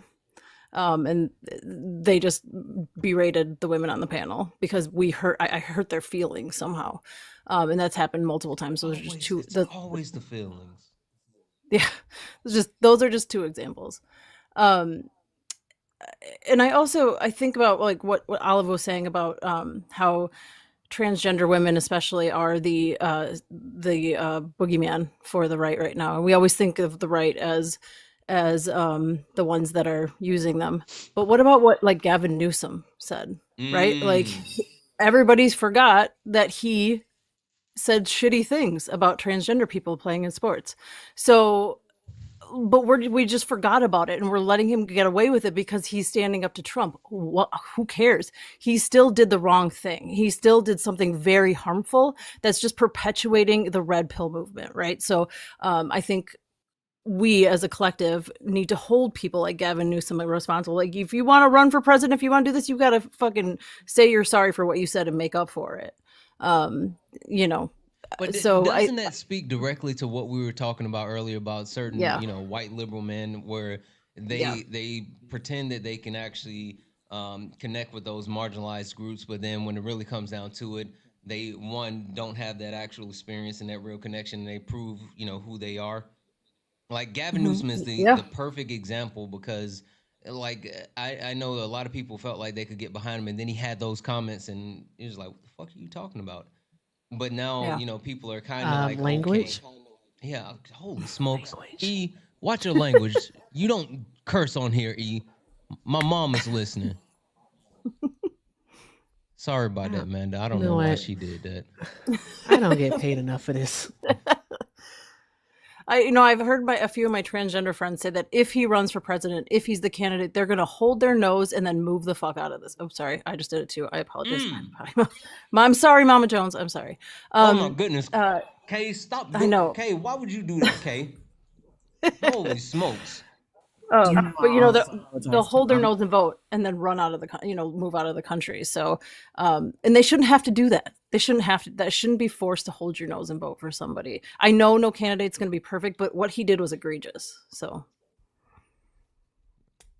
yeah, I land my plane. Yeah, no. I agree. Edith, anything you want to add into that before I, do the other things? Nope. Moving along. Okay. All right. Really quick, I gotta call these out because you guys are fucking going off, and you know what? I think that we might as well keep it pushing. So massive, huge, absolutely fucking. Stop making me curse. Language. You made me do it. Please, sir. Massive W's in the chat for Stephanie, who sent a $100 donation, said appreciate it. Stephanie, you are absolutely far too kind. Thank you. W's in the chat for Angel, who sent a $10 donation, saying you need you help my hubs agree to therapy. Thanks. Listen, W's in the chat for you and your husband, because men, in my opinion, men need therapy more than anyone else. It's just my opinion. W's in the chat for Sarah for the 15. Thank you for bringing awareness. If therapy was normalized for men, just said that, and mental illness was addressed, maybe there would be less DVs. Listen, talk about it. W's in the chat for Wendy, who sent 10. Say happy government shutdown. Thank you for doing this. Rain has helped me a lot. Absolutely. Thank you for that. W's in the chat for Letitia, who sent a $20 donation for Rain and Movember. And W's in the chat for Michael, like a million W's in the chat for Michael, who sent a $150 donation saying, I'm a 988 caller. My father was diagnosed with depression and talked to me about mental health from a young age. He saved my life, and I'm forever grateful and will be open about it. Listen, one, thank you for the $150, but two, like, thank you for sharing that. I think it's so important to share that story and to be able to actually make sure we continue to let people know, like, hey, you're not alone. This is not something that only you're dealing with. Like, people deal with these type of issues. That people are constantly in crisis, and just like others can have gotten through it, you can as well. There's always help. So absolutely massive W's in the chat for Michael. W's in the chat for Brenda. Brenda sent a $25 donation and just gave a fist. I know that's right. And I need to add this one because this one just came in. W's in the chat for Tori. Tori just sent a $15 donation saying, I'm a social worker working towards my clinical license. This panel makes me feel like I'm back at school. Thank you all for the inspiration. Your insight brings depth and hope. The conversations surrounding politics and social justice. Absolutely. Thank you so much. Thank you. Guys, I know I started live and said that I wanted to at least do 600 tonight, but we're not even halfway through the live yet. Not even halfway through the live yet. And I know we can keep pushing it. Let's do 1,000. Let's do 1,000. So guys, please remember what we are taking donations for. We're taking donations because we are donating over these 3 nights, Monday, Tuesday, and Wednesday. We have been taking up donations to the pay link. Santana Speaks for You. Santana Speaks to You. We are donating to 2 wonderful causes. We're donating to Movember, which Movember helps with men's mental health for multiple things that they deal with mental health. And then we're also taking up donations for RAIN, which RAIN is for survivors or DV. And a great call out. Someone had to check me on this because it's not just for women, but just survivors, period. So they are an amazing organization that we are helping support in those 2 different ways. And also, I would be remiss if I did not say that we want to make sure that we continue to put the resources out for the people that need it. So if you are in crisis and you need help, 988. You can always call 988 if you are in crisis. If you're a veteran, go ahead and select option 1. if you are someone that is being affected by DV, the National DV hotline is available 24/7. You can always call 1-800-799-7233. Rain.org also has a chat function, so you can use that. And last but not least, of course, now, my friends that are in the queer community, if you need help and you are in crisis specifically and you want someone to help you in your situation as well, you can reach out to the Trevor program. I'm not saying that you can't, or Trevor Project. Not saying you can't reach out to any of the other ones, but they specialize for the people within the queer community as well. They have multiple different ways that you can actually contact them. So, guys, I'm going to be flashing this throughout the night. I want to make sure that we are not only having the conversation and raising money, but we are making sure that we provide any and every bit of support that we can for everybody. I know I said I was going to go to Kay, but Diana, I saw your hand up. I want to go ahead and give you the floor, and I'm actually going to. I'm sorry. Before Diana goes, can I just read this one off? Oh yeah, I'm sorry. E, go ahead. All right. Thank you so much, Maya, for the 5. We can add it to the goal. So we're at 620. Hey. Maya said, I wish I could give more. No. Everything is appreciated, love. So thank you so much. She said, but thank you for all you do. You make a difference. You inspire many people and you give me hope for a better future. Thank you so much. You're too kind. So thank you so much, Maya. I appreciate you, love. Thank you. And we wanted to go to Diana. Diana, you did have your hand raised in the chat. And I was just about to say, Diana, I'm gonna come to you, and then I'm gonna swap you out. And I know there's a couple other people who are in different time zones, and I'm gonna start swapping some of the other panelists out as well. But Diana, I wanted to make sure we got a chance to hear from you because you had something, and then any other thoughts. And I'm gonna swap you out after that. But floor is yours. Yeah, for sure. I appreciate it. Sorry, I know I spammed my hand up in the chat. I just feel so passionately about this. Can we please stop acting like Newsom, like that we're past primaries and this is 2028 and we're like right now, like we have 3 years and our jobs as civilians are to question our politicians and call out the inconsistencies with who they are. So like I don't think that there's anything wrong with people coming onto the internet and yapping about, hey guys, this guy might not be the one. Might not be the one.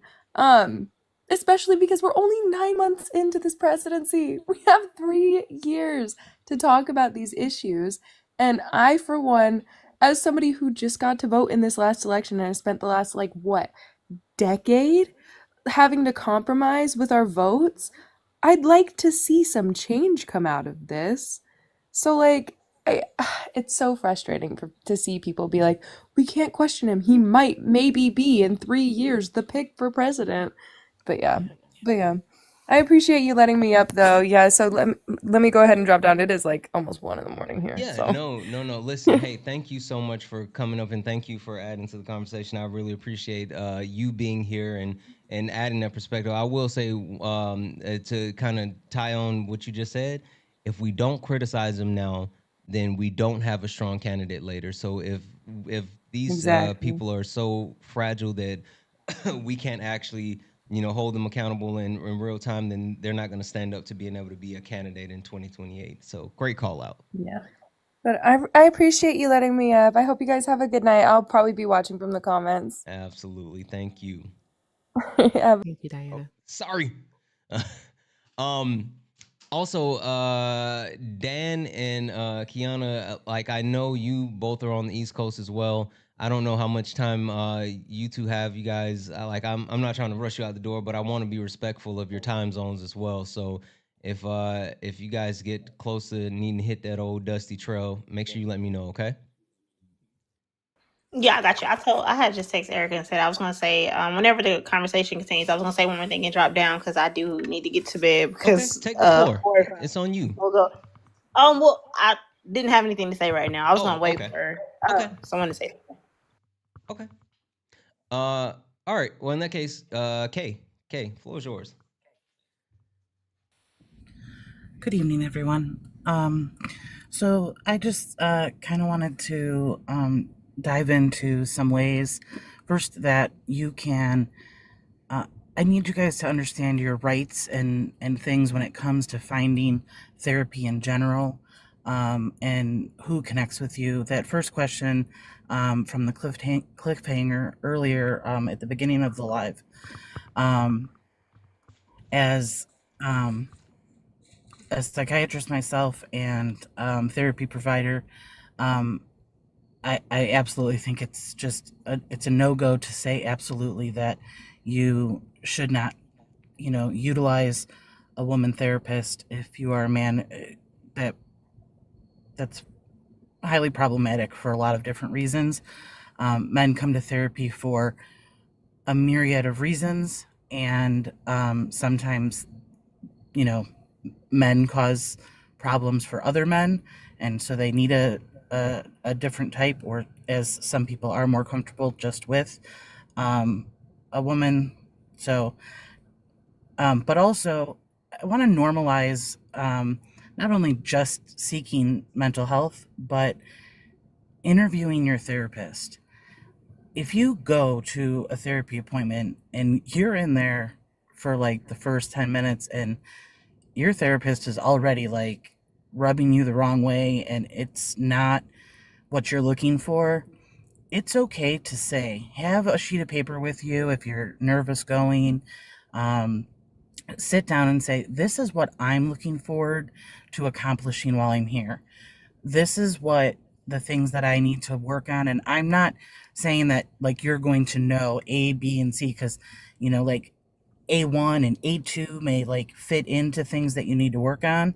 So, but when you go in and like, okay, I'm angry all the time, I need to work on that, and I want to talk about, a specific issue that happened, or, interview your therapist. If it isn't a good fit, we work for you.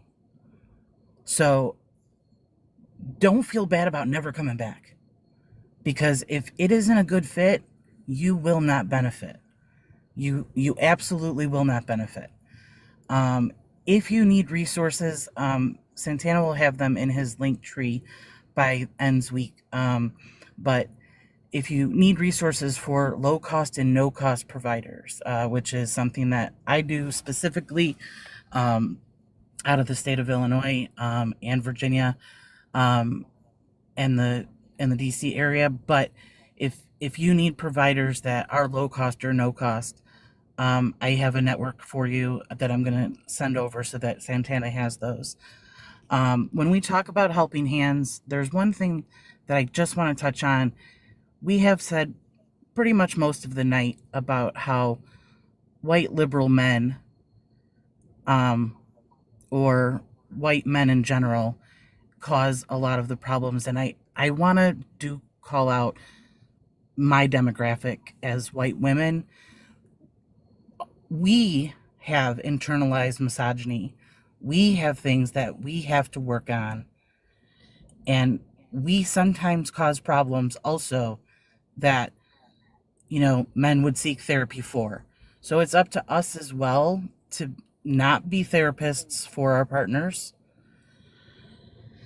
but to be able to be open for them to come to and not have bias against a man coming to us and saying, I'm struggling, I need help, or I am angry all of the time and I can't put my finger on it. We need to be in therapy ourselves and be able to notice, like, okay, I hear you. How, can I help you search? Can I help you? So as I'm a big proponent that I speak to white women a lot of the time, but the deconstruction process, I'm an old lady. I'm an old lady. I'm almost 50. When I started deconstructing, it was 25 years ago. It has never stopped. I will still always mess up. There's not a time where I don't have to make sure that there isn't a bias I'm not checking. So it is on us too, as women, not to labor for men who are harmful to us, but as women to be able to identify in ourselves any internalized things that we need to work on so that we can be good and equal partners. So that's kind of my spiel on the helping hands. I do have a lot of resources. I wanted to have them for Santana tonight, but unfortunately I've just had things out of my control in the last 24 hours to do that. Also, I'm a So handful. somebody needs It's a lot to deal with me. a little bit of that. Mm-hmm. But if anyone needs anything of assistance tonight, please send me a message. And then the last thing I would say is, you know, and I kind of want to say it directly to you, Amanda, because I know you said you were sorry, and it wasn't really directed at you. It was kind of a reminder because we had an incident happen on another night where a trigger warning wasn't given, and then a personal story was told. And I find that it does come from us most of the time. We had almost a full panel of Black women where that never happened. Topics were talked about broadly where trigger warnings weren't needed, but it does seem like sometimes when we get real personal about things that have happened to specifically us, we have failed to give those trigger warnings. And so because our chat and our community is so vast and so diverse, I want to make sure that we're doing the best for them. So it wasn't definitely directed specifically at you, just as a reminder to everyone as we, have these conversations. So I feel like the, last thing is just healing yourself first before it's that life, it's the oxygen mask first for you and then for everyone else around you. So please, let's destigmatize men coming to us for help, but also let's, just generally try to be open doors to see when somebody might be struggling. So if anyone needs anything from me, I'd be more than happy to try to help tonight. And then Santana will have those resources. And then the one other thing I wanted to mention is that when we talk about RAIN as being one of our organizations that are getting money, RAIN does not only aid with survivors of DV. It actually helps survivors of SEX violence, both men and women. And that's the big proponent of RAIN. That is why we're trying to make sure that we give them the, funds, because that's a big proponent of harm that, men do perpetuate, but also that are there for the men that are seeking services. Anything else that you were looking for? Nope. It looks like he's fixed it up. Good. Okay. I'm good. No, I think that's a great call out, Kay, and even more so, overall, being able to speak to the fact that the one thing that I think that you really highlighted, and while this is and has been a conversation talking about men and toxic masculinity and male fragility, there's never a time where we shouldn't stop as individuals and look inward and try to actually self-evaluate. And what it all boils down to is like everyone as an individual can always be better.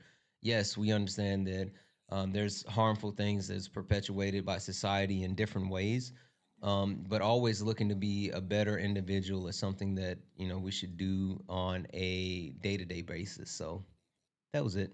That's all I have. Don, if you would like to join the conversation, you're more than welcome I to. was just about to send him an invite because it seems like he may be I interested was in, thinking that, yeah, might be that might interested be. in joining this conversation. Hey, get in the box. The floor is yours. We would love to hear what you have to say about toxic masculinity.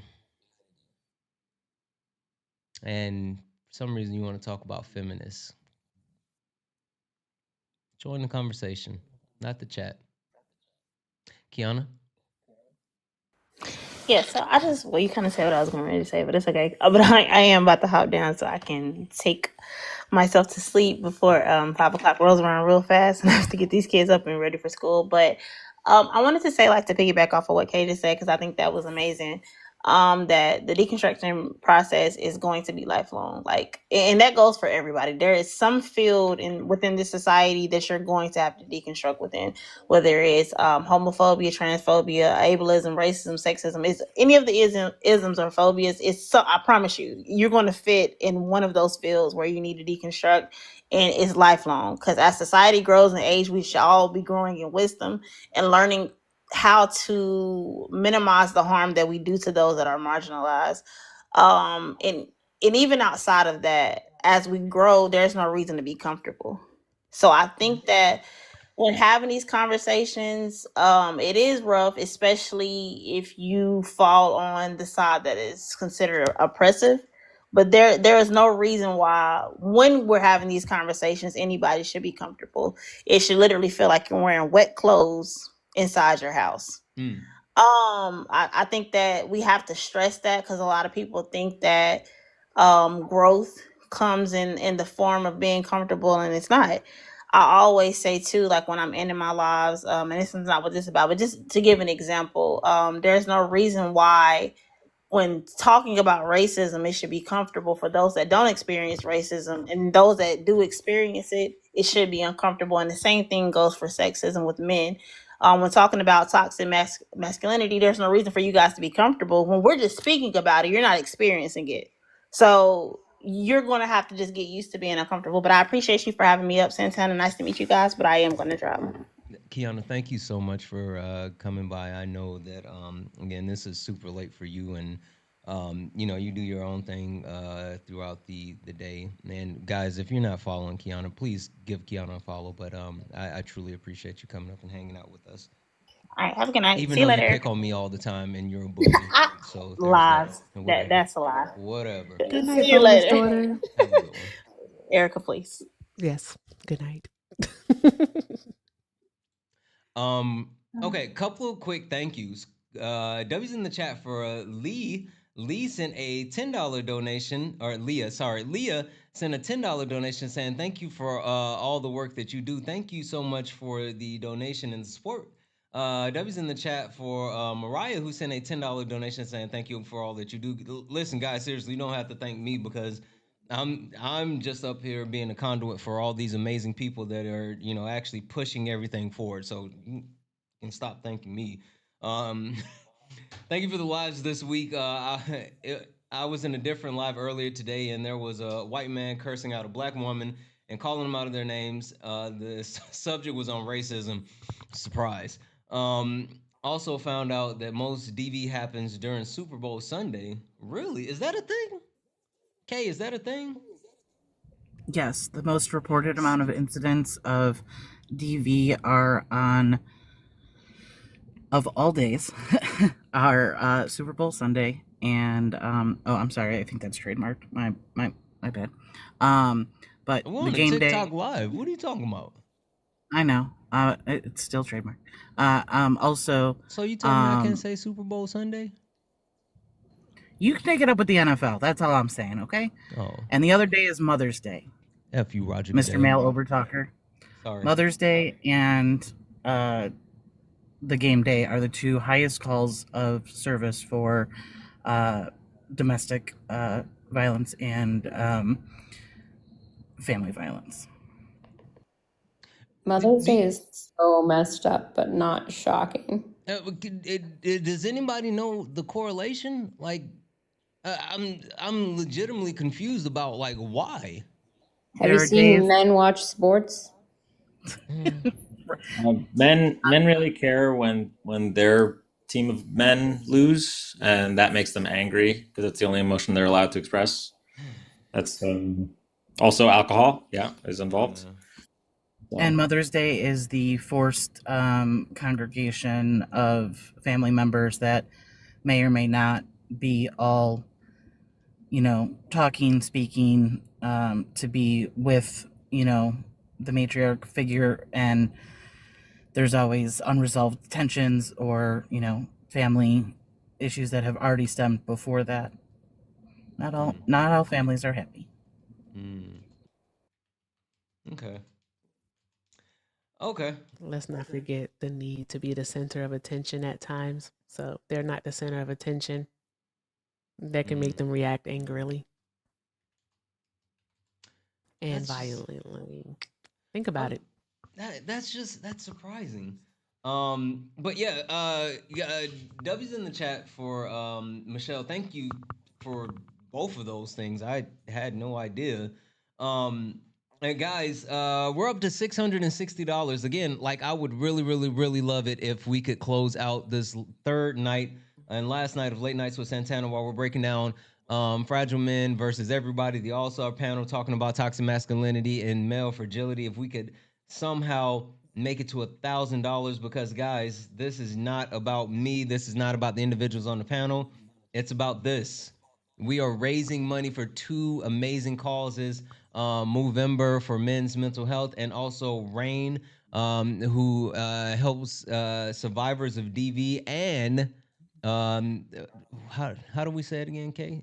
Uh, S or how do we I say it? just spelled sex Oh, violence so yeah. that we were S violence. S violence. yes, S violence Um, would be good for the night. yeah, S violence. All donations to the pay links, Cash App, PayPal, Venmo will be going to that. So if you can chip in $1, $1, $2, whatever, doesn't matter. Anything that you can actually spare would be absolutely amazing. And we of course will be posting receipts because we refuse to let Kay start her community garden. So I promise you the money will be appropriated correctly. And also, guys, we want to make sure that we are helping out as well. If you are in crisis, there's always help. If you're in crisis, you can always dial 988. If you are a veteran, you can select option one. If you're someone that is a victim of DV, the National DV Hotline, it's available 24/7. You can call 1-800-799-7233. Rain.org has a chat function, so you can actually utilize that. And then also the Trevor Project for people within the queer community. If you need help, you can go to the trevorproject.org slash get help. And they have multiple ways that you can actually get that support. So, yeah, thank you all. All right. And just real quick on those, the Rain and Trevor Project, and most of the DV sites, most, you just have to look when it first comes up. They have an escape hatch by using the escape button. So that if you're on it and someone walks into a room, they are quick close options by hitting the escape key, so that you can hop out real quick so that people don't see. It also takes it out of the history, so that it doesn't get logged as part of your internet history. Absolutely. Olive, you had your hand up. Yeah, it's almost 1 a.m. here. I'm gonna try to sleep soon, but I just wanted to wrap up the stuff that I was saying about uh, the toxicity within the liberal man sphere. Mm-hmm. So I just want to shout out real quick my friends Esmina and Ethan, if you guys are watching. Thank you so much for the conversations you had with me about this earlier today in the VC.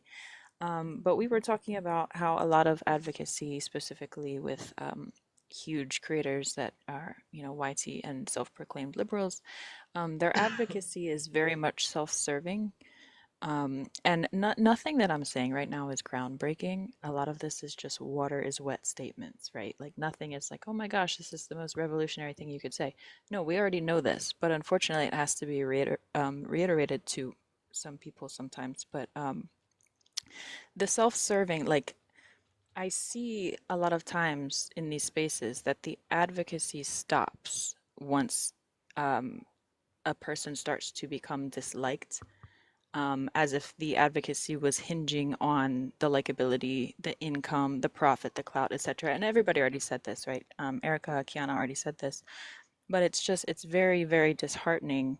Like, and I've made videos about this before. Like, for example, if I'm advocating for the Black community, every single Black person on earth could hate me and I would still do it, right? It's not about people liking you. It's not about having your voice being the one that's heard. It's doing the work and making sure the work gets done.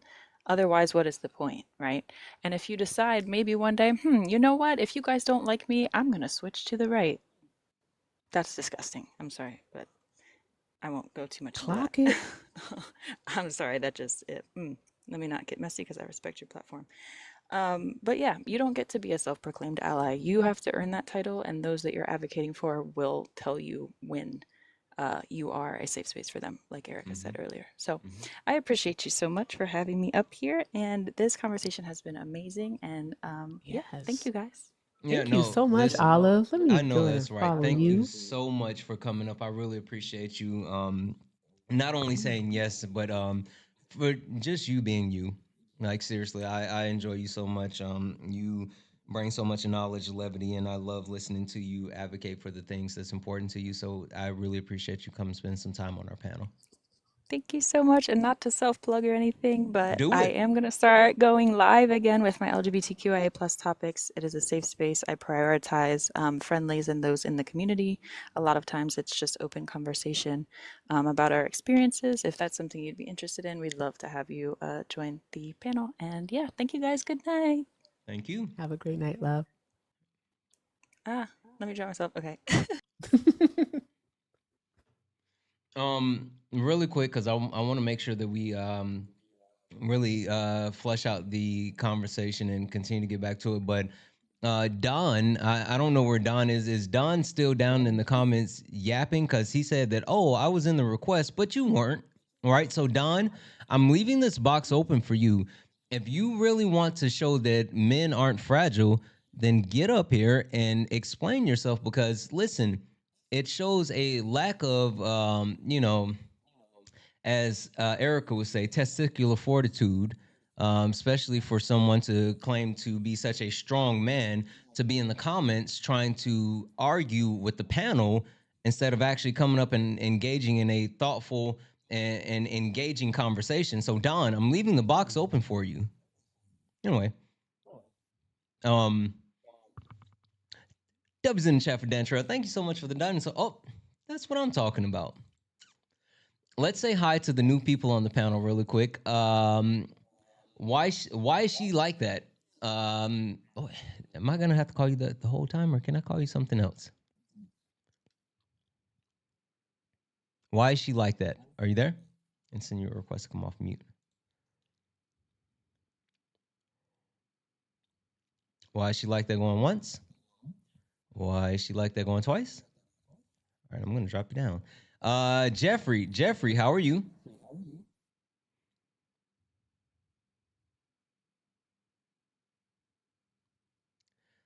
Jeffrey, I'm gonna send you a request to come off mute.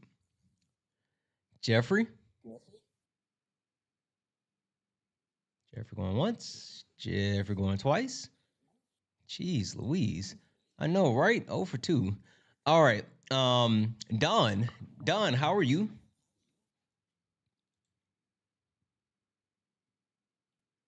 Why is no one coming off of mute? I know Don's there. I was about to say I just saw him in the chat. Don, how are you? I'm good. How you doing?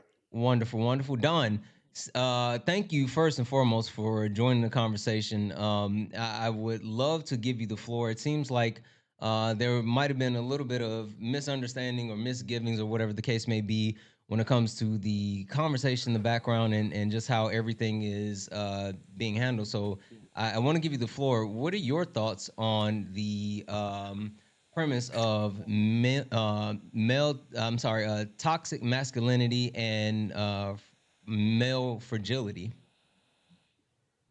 Are you a male feminist? I don't know what that means, but I would love to hear your thoughts on the actual background and topic in the conversation we're having. Just to get some context, because I'm gonna let you know right now, you're not gonna have a good time. So if you guys are I'm having sensitive, a I'm great not the time. person to have a conversation. I'm sorry. I again, this is just a conversation around toxic masculinity and male fragility. And while I don't know if I would be quote unquote a male feminist, I do know that I am a man, and I have been someone has perpetuated toxic masculinity, and the most fragile thing on earth is the male ego. And since I am a male, I do have that male ego, and it's super fragile often. So I think I can speak to both the toxic masculinity, the male ego, and also, all of the other things, the misogyny, like all of it. So yeah, I can engage in all that other Well, stuff. Anyway, can you please tell me, okay. what are your thoughts? Well, toxic masculinity doesn't exist. Why do you say that? It's a buzzword for feminists. That's why I asked you, was you a male feminist? Okay. Well, would you like to actually expand instead of, like the floor is literally yours right now. No one else is talking. It's you get to actually tell us your thoughts. So, Okay, so it doesn't exist because you can't pick and choose parts of masculinity that you like in society and parts that you don't like. It's just masculinity, just like femininity. You don't go around saying toxic femininity. It's femininity. You can't pick and choose parts of it that you like and parts that you don't and then deem it toxic.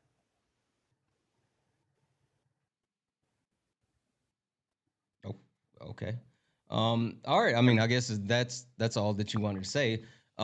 E, you want to take a first swing? Where's Liv so I can say I don't want to touch it? Oh, You know I will. I just want to give you the right of refusal. okay. All right. Go ahead. Have fun. Yeah. So listen, or you know what? Wait, Dan, Dan, you do it. Sure. Um, yeah. So are you saying that masculinity must be defined by a lack of emotional intelligence and only being able to express the emotion of anger and must be defined by a man's only worth is his success and a woman's worth is in her looks? Like, are these all things about masculinity that need to be the case? I'm not sure of your question. Okay, so you said we can't pick and choose what is good and bad about masculinity and what is good about femininity because that's just what they are. So I'm asking you, does that mean that masculinity must include a lack of expressing emotions, a lack of spending equal time with your children because you have to work? Does masculinity include a lack of being vulnerable enough to report SA? Is that all included in masculinity? Does it have to be? Sure. Oh, well, that You sucks, can't go bro. you can't go around being super emotional as a man because Wait, then when you end up crashing out because you too soft, you too everything bothers you. When you crash out, then that's when they want to say, "Oh, it's toxic masculinity," because you was too in tune with your emotions. um, Emotional men crash out. when you say crash out, do you include the guys who unalive their partners? Do you include the guys who punch Absolutely. holes in their walls when their sports ball team loses? Are you including the massively higher self unaliving rate due to the mental health trauma caused by toxic masculinity? Do you include that, or you're just talking about like when I cry on live because of like fascism? What is it that you're Yeah, referring to? that's what I'm like. Okay, yo, you found out your girl cheated on you and then you beat her up for it. That's you being super emotional and then you're expressing that in your masculinity Yeah. versus I just want to. just being stoic and being like whatever I can get another female. I just For want the to holy, say something really quick, Dan. go ahead. Also, E, Hold on. call out the F word. Sorry, go ahead. Go ahead, E. Oh yeah, no cursing, by the way. No, not that. Language. I didn't hear what he said. I wanted to say something. I just want to give a He trigger talking about warning get to the another chat. female. You mean? Oh, Oh, it's women. Come on, bro. Like seriously. Like Don, behave yourself. I I don't said if know you're you, but sensitive, just you're not behave gonna have yourself, a sir. good time with me. So, guys, I just want to call out like the trigger warning because abuse is being mentioned in many different forms. So, for the chat, just be aware. This conversation could go quite a few different ways. So, we'll see what happens. Um, Don, you were saying something. If you want to go ahead and finish, go ahead. Then back to Dan. And I do see that Andra has her hand up in the chat. Yeah, we're gonna get to Android next as well. Don, finish your point. I I mean, guess. I was done. Ooh. I was done. Okay. Andrew, please. The floor is absolutely yours. Oh, goody. Is it my turn? Ooh. Okay, so I just wanted to go back, like backtrack to the beginning here. You said that toxic masculinity doesn't exist, right? Because we can't just pick and choose parts of masculinity that we don't like, right? Under your definition, it's just like all of it is just masculinity or whatever. All of it is masculinity, but what you guys tend to think toxic masculinity is when men crash out. Right. Already feeling like square, rectangle, square situation here. But so we can't pick and choose, right, parts of masculinity. We can't pick it apart. It exists as a whole. I have a couple different dictionaries open up here. I feel like your definition implies there's an agreed upon legal definition of what masculinity is then. So could you define masculinity and all these parts we aren't I mean, allowed to don't pick apart? ask me for a definition, man. It's basically what we all think masculinity is. That's what it is. I don't want to play the word game. So what we all think it is what it is. So is like riding a Lime scooter masculinity, or could you? Actually, I think I mean, do you learning want to to do get into a the real tango conversation? is masculinity. I Yeah, bought a pair of dancing, Heelys the other day. Would that dancing be with also? dancing with your woman is masculine. I think getting a high top fade is masculinity. I think wearing a straw. Do y'all want to have a real conversation or not? Well, I was just wondering what Because this you definition of bringing up a bunch of masculinity is that we're not allowed to pick apart. Like, what is the definition? okay. Part of being masculine is being violent. I'm so sorry. So you're just saying that men are inherently violent? Part of masculinity is violence. I think that is fascinating. Why do you say that, Don? We have a police force. We have police. We have military. And that masculinity is keeping all of us safe. But The police force is not that about masculinity. hold on. So I'm losing my train of thought. So Good. so No, yeah, no. Let that train I fear the crash train for a was never second. at the station. Yeah, no. I mean, it's a train of something. Because the police force, that it's literally not rooted in quote unquote masculinity. It's rooted in slavery and oppression, not masculinity. it's But rooted in like, it's are rooted you in are you violence. saying that you are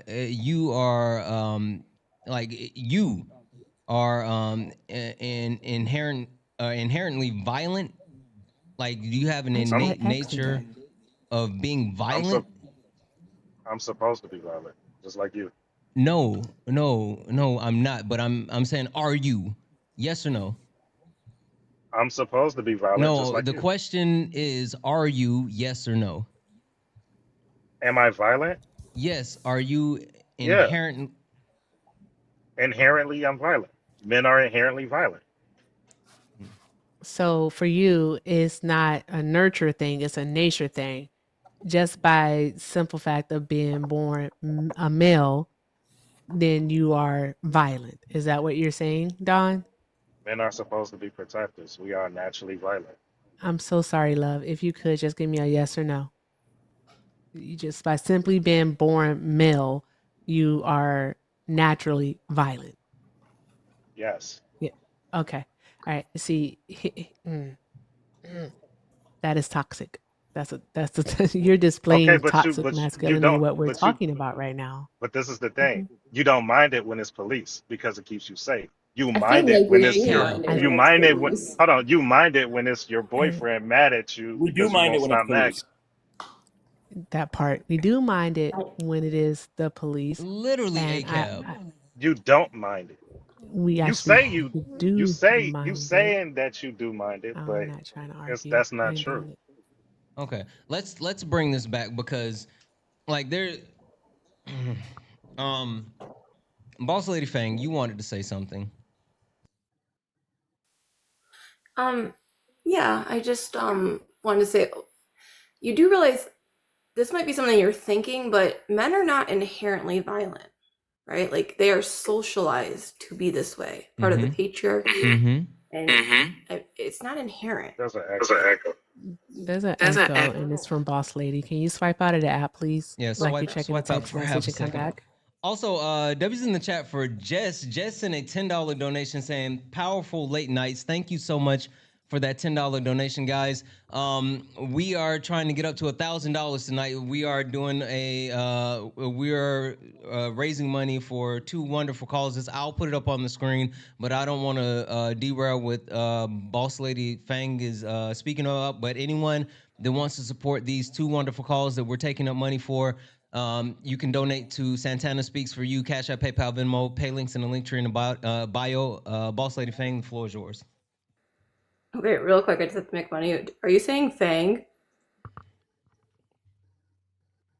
Fun. It's fun. Sorry. Am I I was echoing anymore? I had to look. I'm sorry. I'm just messing with you. I think you're hilarious. But yeah, so I'm not echoing anymore, right? Am I good? Yeah, you're good. Okay. Don, did you have anything to say back to that about what I said? Well, I didn't hear you. Okay. So I wanted to say to you that do you understand that men are not inherently violent? They are socialized to be violent.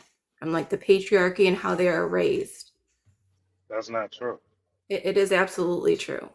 If you see little boys playing, you're gonna see them wrestling. If you see little girls playing, they're gonna be Why? playing with Why do you think dolls. that is? You think they're taught that? Oh, I know they're taught that. What do we tell little girls and what do we tell little boys? Like let's say like I have a son, right? Like let's say typically what do you hear in a 7-year-old that might come up to you and they're crying? What's a typical thing you might hear someone say to a little boy that's crying? You tell them to stop crying. Exactly. You And But don't that's that's just tell different him than to the, stop no, no, crying. that's You tell him that boys don't cry. right. right. Boys don't Boys cry, don't stop cry. crying. That's the problem. That That's right not. there is how they're being socialized. Yes, because the thing you don't want to admit, but toxic masculinity is what you mentioned earlier about I think you said something to the effect of bearing your emotions and then snapping, and that was what toxic. No. The part about you suppressing your emotions, that's the toxic part.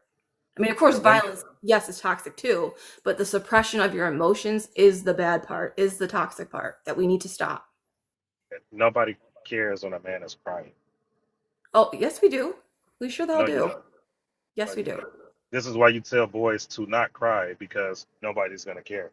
I would never tell my son not to cry. He can always show his emotions. And if anyone ever told him that, they're not going to be in our lives anymore.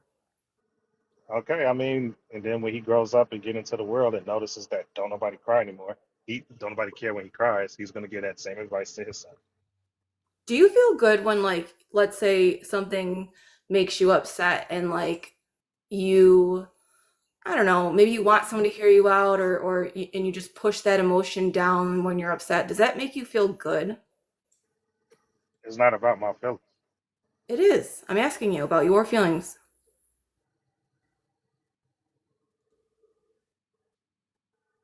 Does it feel No, it good? doesn't. No, it doesn't make me feel good. No. Right. So why do we want to keep doing that? It doesn't make much sense. You're in the same boat regardless. If you're crying about it, no one's gonna care. And then if they don't listen, it's the same shit. I mean, you've been listening here tonight. Did you hear any of like the resources given? Like, would you ever consider talking about some of those feelings? Because there are people that will care, and it can be someone that is not a girlfriend, or it could be someone like a therapist, right? Like, it's awesome to get those feelings out to someone that's neutral, doesn't know you, and it's Yeah, really I taught the therapist before, and it doesn't help. maybe you just didn't find the right one. Yeah. If you're a man, you talk to a tree. Can I So just basically, real oh, quick? go ahead, Dan. Really quick. If you find that nobody cares when boys or men cry, then what you're describing is the negative effects of toxic masculinity. Like you found it. You thought at the start of this conversation that toxic masculinity doesn't exist. You found it because you just recognized that it does not feel good when nobody cares. But it seems that in society, men are taught that nobody cares. So you found the thing that we're trying to avoid doing. You want a society where everyone's going around crying about if caring about men crying? I want a society where everyone cares. Yeah. You already said that it didn't feel good, like that you don't get to share your feelings and you're suppressing that. That's not, I'm not asking you what you think everyone else is thinking. I'm asking how that makes you feel. And you've already acknowledged it doesn't make you feel good. So why do you want to keep doing it? Nobody cares. Either way, that's the point. I mean, I'm talking to you right now. Does it not sound like I care? Yeah, I'm not crying. I'm just saying we're talking though. We're talking about your feelings and emotions, and I'm saying I care. So that's not true. That's grandstanding. You pretending like you care No, I because you genuinely want to care. be like a good person or whatever. No, But I in the real world, nobody cares when men cry. I'm on this app every day, and I genuinely care about this issue. I hold like the all men's topics. Like I care about this issue genuinely. Can I just hop in for half a second and say, Don, um, literally, if no one cared, we would have already dropped you because the way that you came out and the perpetuation of the things that you were saying, it was very harmful and like Erica even had to give like a trigger warning because of some of the things that you were saying and you were making the comments about like not having fun if you're sensitive and all this other stuff and then for us to not only continue but to actually move forward with this and like now there's multiple people on the panel where we've pushed past trying to combat the things that you were saying to actually trying to hear you and really engage in you and your feelings and your thoughts. So I just want to call out that like honestly if no one cared we would have kicked you, but we care. That's why we're actually trying to have a real conversation with you. You care to hide a conversation. Okay. Kay. Kay, I wanted to come to you. Sure. So then one of the first comments you made in the chat was, I think, directed at me, and you used that phrase, grandstanding. Do you think that just having conversations with people is like that's not enough in general? What do you mean? So, like, why did you respond to like the information that I gave with that phrase, grandstanding? I don't even remember what was said that made me say that. Okay. Well, I'm a psychiatrist. I also give mental health services, therapy. I'm an internal medicine doctor. And so what you're saying says that my profession is predicated on like nothing. I don't. That's not what I said. Well, what I'm getting at is that you're saying that this is just the way the world is, and even if we don't teach our young children, a beverage, a substance, anything, is it possible that that's kind of where you're coming from? Is that you feel that those are your only options and not actually like connecting with a professional who would be able to maybe work through why you feel that way? I don't think that like punching a wall is a healthy outlet for like your anger or anything of that nature. Well, so you were saying that we're okay with violence when it comes from police. Right. And I don't think that anyone is. I think that you've seen the majority of the country not okay with that, and that Well, the correlation between people who are in law enforcement, specifically men who are in law enforcement, and their violence towards their partners is so much higher than any other profession. it's a So power thing, and they think they can get away with it. But what most people have a problem with is police brutality when they take it too far. But other than that, you're okay with police being violent as long as the violence is when would police be when tell me when police would be violent and it would be okay. a school pew pewer and police come in and take them out. Everyone's okay with that, Okay. and that's And violence. That's masculinity. okay, what if the officer is a woman? Is that masculinity? It's a masculine role, yeah. Okay. So, but you said before that we couldn't change the roles of feminism and, or not feminism, I'm sorry, femininity and masculinity. No, I said we can't pick and choose qualities of femininity and qualities of masculinity that you like and don't like. Okay. So, do you recognize the reason that we would be okay with neutralizing a threat against our children while they're at school, but we would not be okay with that same person causing family violence towards their own because they're angry over the game not going right or a hard day at work? Right. And then that would be the emotional aspect of it. You're okay with it as far as them doing their job, and as long as this doesn't go too far, you're okay with that type of masculinity. But then when his feelings get hurt, he takes it out on his wife or whatever. You're not okay with that. So I just think that's backwards, and anyone else can chime in, but I think that that's actually opposite. More times than not, in healthy relationships, what we want to see from our partners are healthy emotions. So, like, if you're upset about something, that your emotions are the equivalent to what it is that you're upset about, and having emotional regulation. Which is So, not punching the wall, right? right, it's not doing that.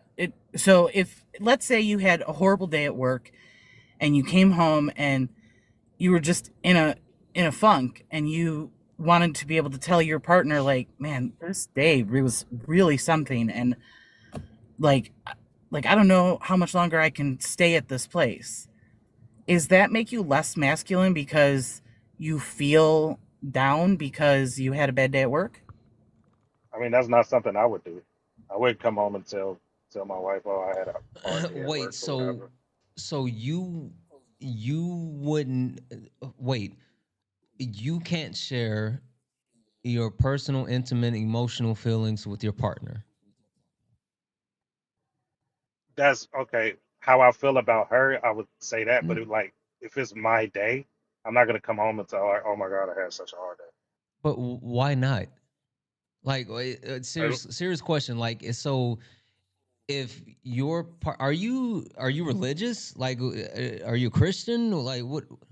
yeah, I'm a Christian. You're a Christian. All right. So, um, the Bible says, your partner, your wife should be like a helpmate, and you're supposed to love. A man is supposed to love his wife like Jesus loves the church, right? Like Christ loved the church. Yeah.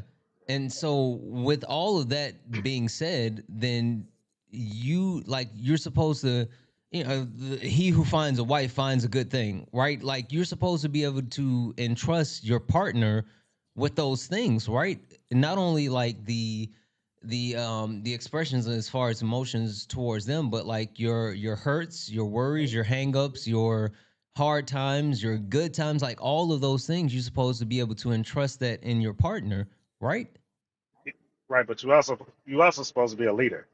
So like, imagine if you're on an airplane and a pilot is all like, "Oh my God, this is so effed up. I don't know what to do. I don't know how." But you're not gonna feel safe on that plane because he's super emotional, and it looks like he doesn't have control of the situation. Wait, If you But come he's got a home, if co-pilot. hold on, hold on. But If you come home, hold on. If you come home and you tell your wife like, "Oh my God, this is so messed up. I don't know what to do," she's gonna look like you're not in control, and she's not gonna feel comfortable. in your scenario, the pilot who, is unwell has a co-pilot. In your marriage or in your relationship, you also have a partner. Mm-hmm. So, it is like there you have I'm someone talking to about work from the with you. perspective of like the passenger. If you're the passenger and the co-pilot is just going crazy, he So I don't know mean, what to do. He don't. who's like, because you said the pilot, but then again, to Kate's point, there's a co-pilot. But I mean, like, I know this is a heck of an analogy. Are we talking the passenger, the kids? Like, what are we even talking about? Because the wife wouldn't be the passenger; the wife would be the co-pilot, right? The why would you put your partner as the passenger and not your co-pilot? The analogy is for the passenger. But what about your wife should be the co-pilot in the analogy, not the passenger? She's not That's the your partner. co-pilot. It's your partner, not someone that's along for the ride, right? She's the passenger. There's only like, okay, yeah, you have a pilot, but you have a co-pilot, but pilots and co-pilots play the exact same role. They just switch out. They're partners. She would be the passenger, Do you but she don't wait? have Do the you look same like? exact Do role you that look I at the do. person that you're with as your partner? Yeah, Okay, so if they're your partner, then that would mean that they have the ability to actually like help where you are lacking, right? Exactly. They would have the ability to lead when you're unable to her because role they're is your not to lead. partner. You work in tandem with each other. And you're So just I talking. think And she may even have, okay, she no, may go ahead, even Eric. have, be stronger in certain areas that you aren't strong in. Does that make sense, Don? The Like, man is the leader. The woman is the help. Like he said, you don't have the same And exact just role. FYI, I don't believe that. I mean, I just was using the Bible because I know most people that hold this premise of toxic masculinity tend to cling to the Bible and think that the man should be the head of the household.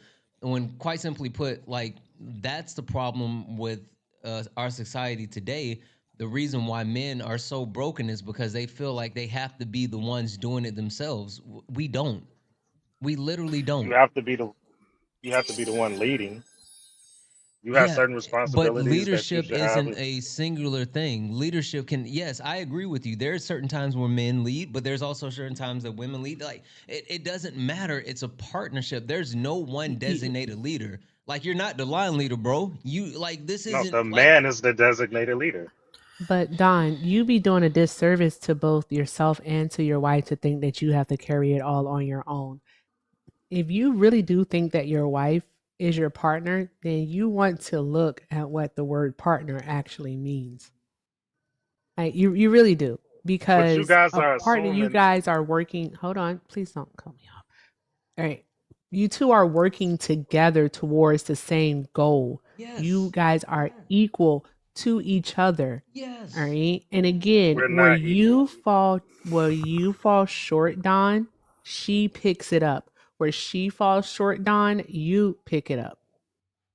So like I think you might want to reevaluate exactly what these words mean and also how you're applying them in your life because the idea for you that you have to carry the burden of life alone while you have someone that you're married, Don. No, I'm not married. Oh, okay, you were just saying I was like, oh Lord Jesus. Okay. Okay. So the idea that you have to carry the burden alone, Don, I really, really want you to explore because women are capable, not just of being the person that you have sex with, but we are also capable of actually addressing your emotions and helping you work through them, especially if she is your partner, the person that you decide to do life, to do life with. Yeah. She's capable. Joanna, please. Mm, mm, mm. I want to kind of get away from the romantic relationship marriage aspect because your mama watching and I don't want to crash out. Please.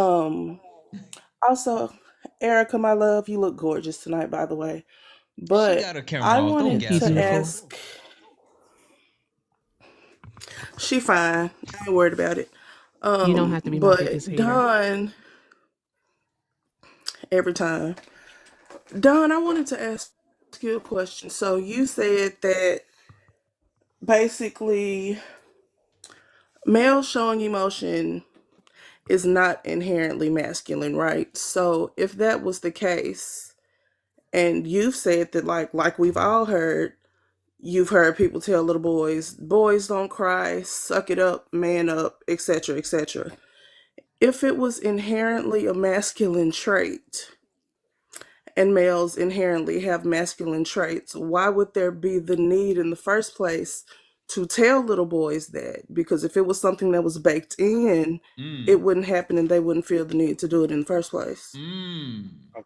So when you're parenting a kid, uh, you part of it is preparing them for life, and you're not gonna get good results telling a little boy that it's okay to be crying all the time. Like the way that you speak in these extremes is a bit disturbing, but I think you missed my point. So, if it was baked in and that was just an inherently masculine trait, why would that need to be something that was taught instead of something that they already inherently knew in the I first did just place? I did just answer your question. You teach them that you're parenting them by telling them not to cry because you're preparing them for the world where no one's going to care about crying. That is why you tell them not to cry. But you missed my point, see, because if it was inherent, like I said, if it was something that was automatic, you wouldn't need to teach them that as a parent because they wouldn't do it because it was inherent.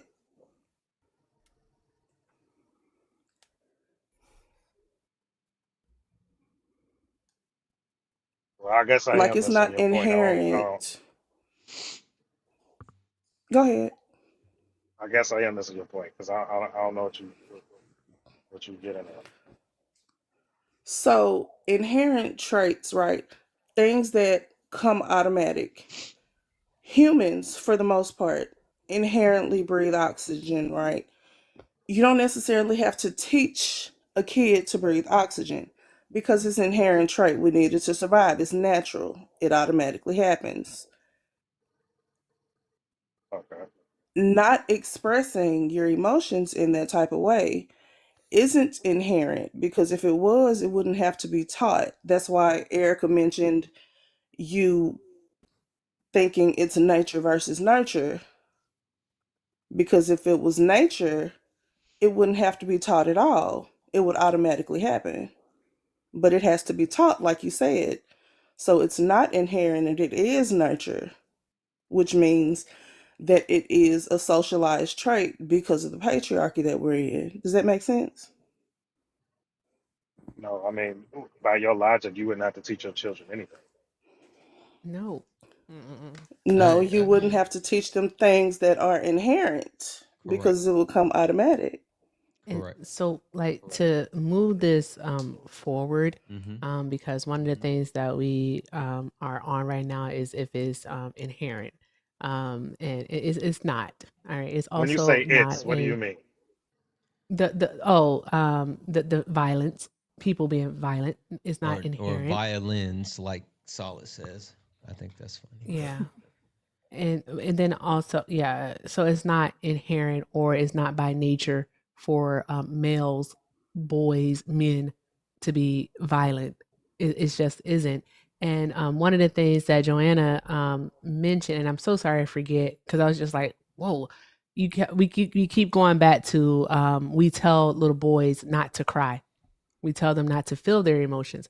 No, what is being missed is that no, we give them tools so that they can feel and process and also release those emotions in a healthy way. We don't tell them to just suck it up or boys don't cry, so don't cry. All right. Or stop When you acting like a also girl. have to We don't when you tell also them have to that. tell a when you also have to tell a little boy not to hit some other kid. You have to tell You have to kids tell that, all period. kids. You have to You tell have to them tell don't all hit, kids don't that. bite, like because like kids Yeah, are don't hit, don't kids. bite, don't kid. Yeah, keep your And hands that's and your not feet to that's not yourself. about Your teeth violence. too. That's Hitting an is violent. Yeah, Hitting someone is violent. it's not about violence. Like it's the fact that they're children and they are one innocent, but also two have not developed the emotional regulation to be able to understand how to properly express themselves. They're learning to actually express themselves. It's not that, oh, their nature is just telling them this is how you make things happen or right or whatever. It's them trying to process those feelings, and it's still their brain developing. It's not It's just just like in their DNA. It's not like freaking EA Sports, it's in the game or whatever. Like it's not that. And like the whole thing that you're trying to perpetuate, that men have this propensity. Yes, men are violent. Yes, I agree with that. But it's not something that they are naturally, that it's not something that they supposed to be, because the makeup of men and women, while there are differences, there are more similarities. And the premise that, you saying that, oh, men are inherently violent, it would go along with the same. And hell, I'm about to say this and I know I'm going to shoot myself in the foot when I say it, because I know you're going to agree with it. It would be just like you saying that women are inherently homemakers. yeah, they're nurturers. Fucking knew you were going to say that. Can I That's touch? weird considering that women used to do more of the hunting than men. But go ahead, Yes. friend. You agree with that? That's crazy. It's an actual fact. Okay. Think about lions. Who does the hunting in the lion pride? We're not lions, Sure, but but who the does the, who the does female hunting? lion would be Yes, the doing the hunting. lioness. Yes. Lioness. The We're all lioness would be listen. doing the hunting. We're all animals. We're all animals. We're just different types of animals. Anyway, who was getting ready to say something? I'm sorry for cutting them off. I just wanted to talk about like developmentally, as children age, there are periods of their time where they explore emotions. Um, and the emotion that you're equating with, are we going with violence for the rest of the life? Um, is aggression. Aggression is an emotion, it's a natural emotion. But when it comes out and children are, actually exploring that emotion, it will come out in toddlers as hitting. It also comes out prepubescently, with when you see, uh, typically, because can't not broad strokes here, so that we understand, when maybe you know girl hits a boy on the playground, that's not violence and it's not aggression. It's like a form of communication that she's trying to get attention from somebody, Why wouldn't it be violent? because it's not it does. Do you understand what violence really actually is? I think Like, maybe Okay, you that's the just said that piece. she. Hold on, I'm Hold on, just no, asking. hold on. Take a step back. Maybe that's it's where the the breakdown is. What is yeah your premise of violence?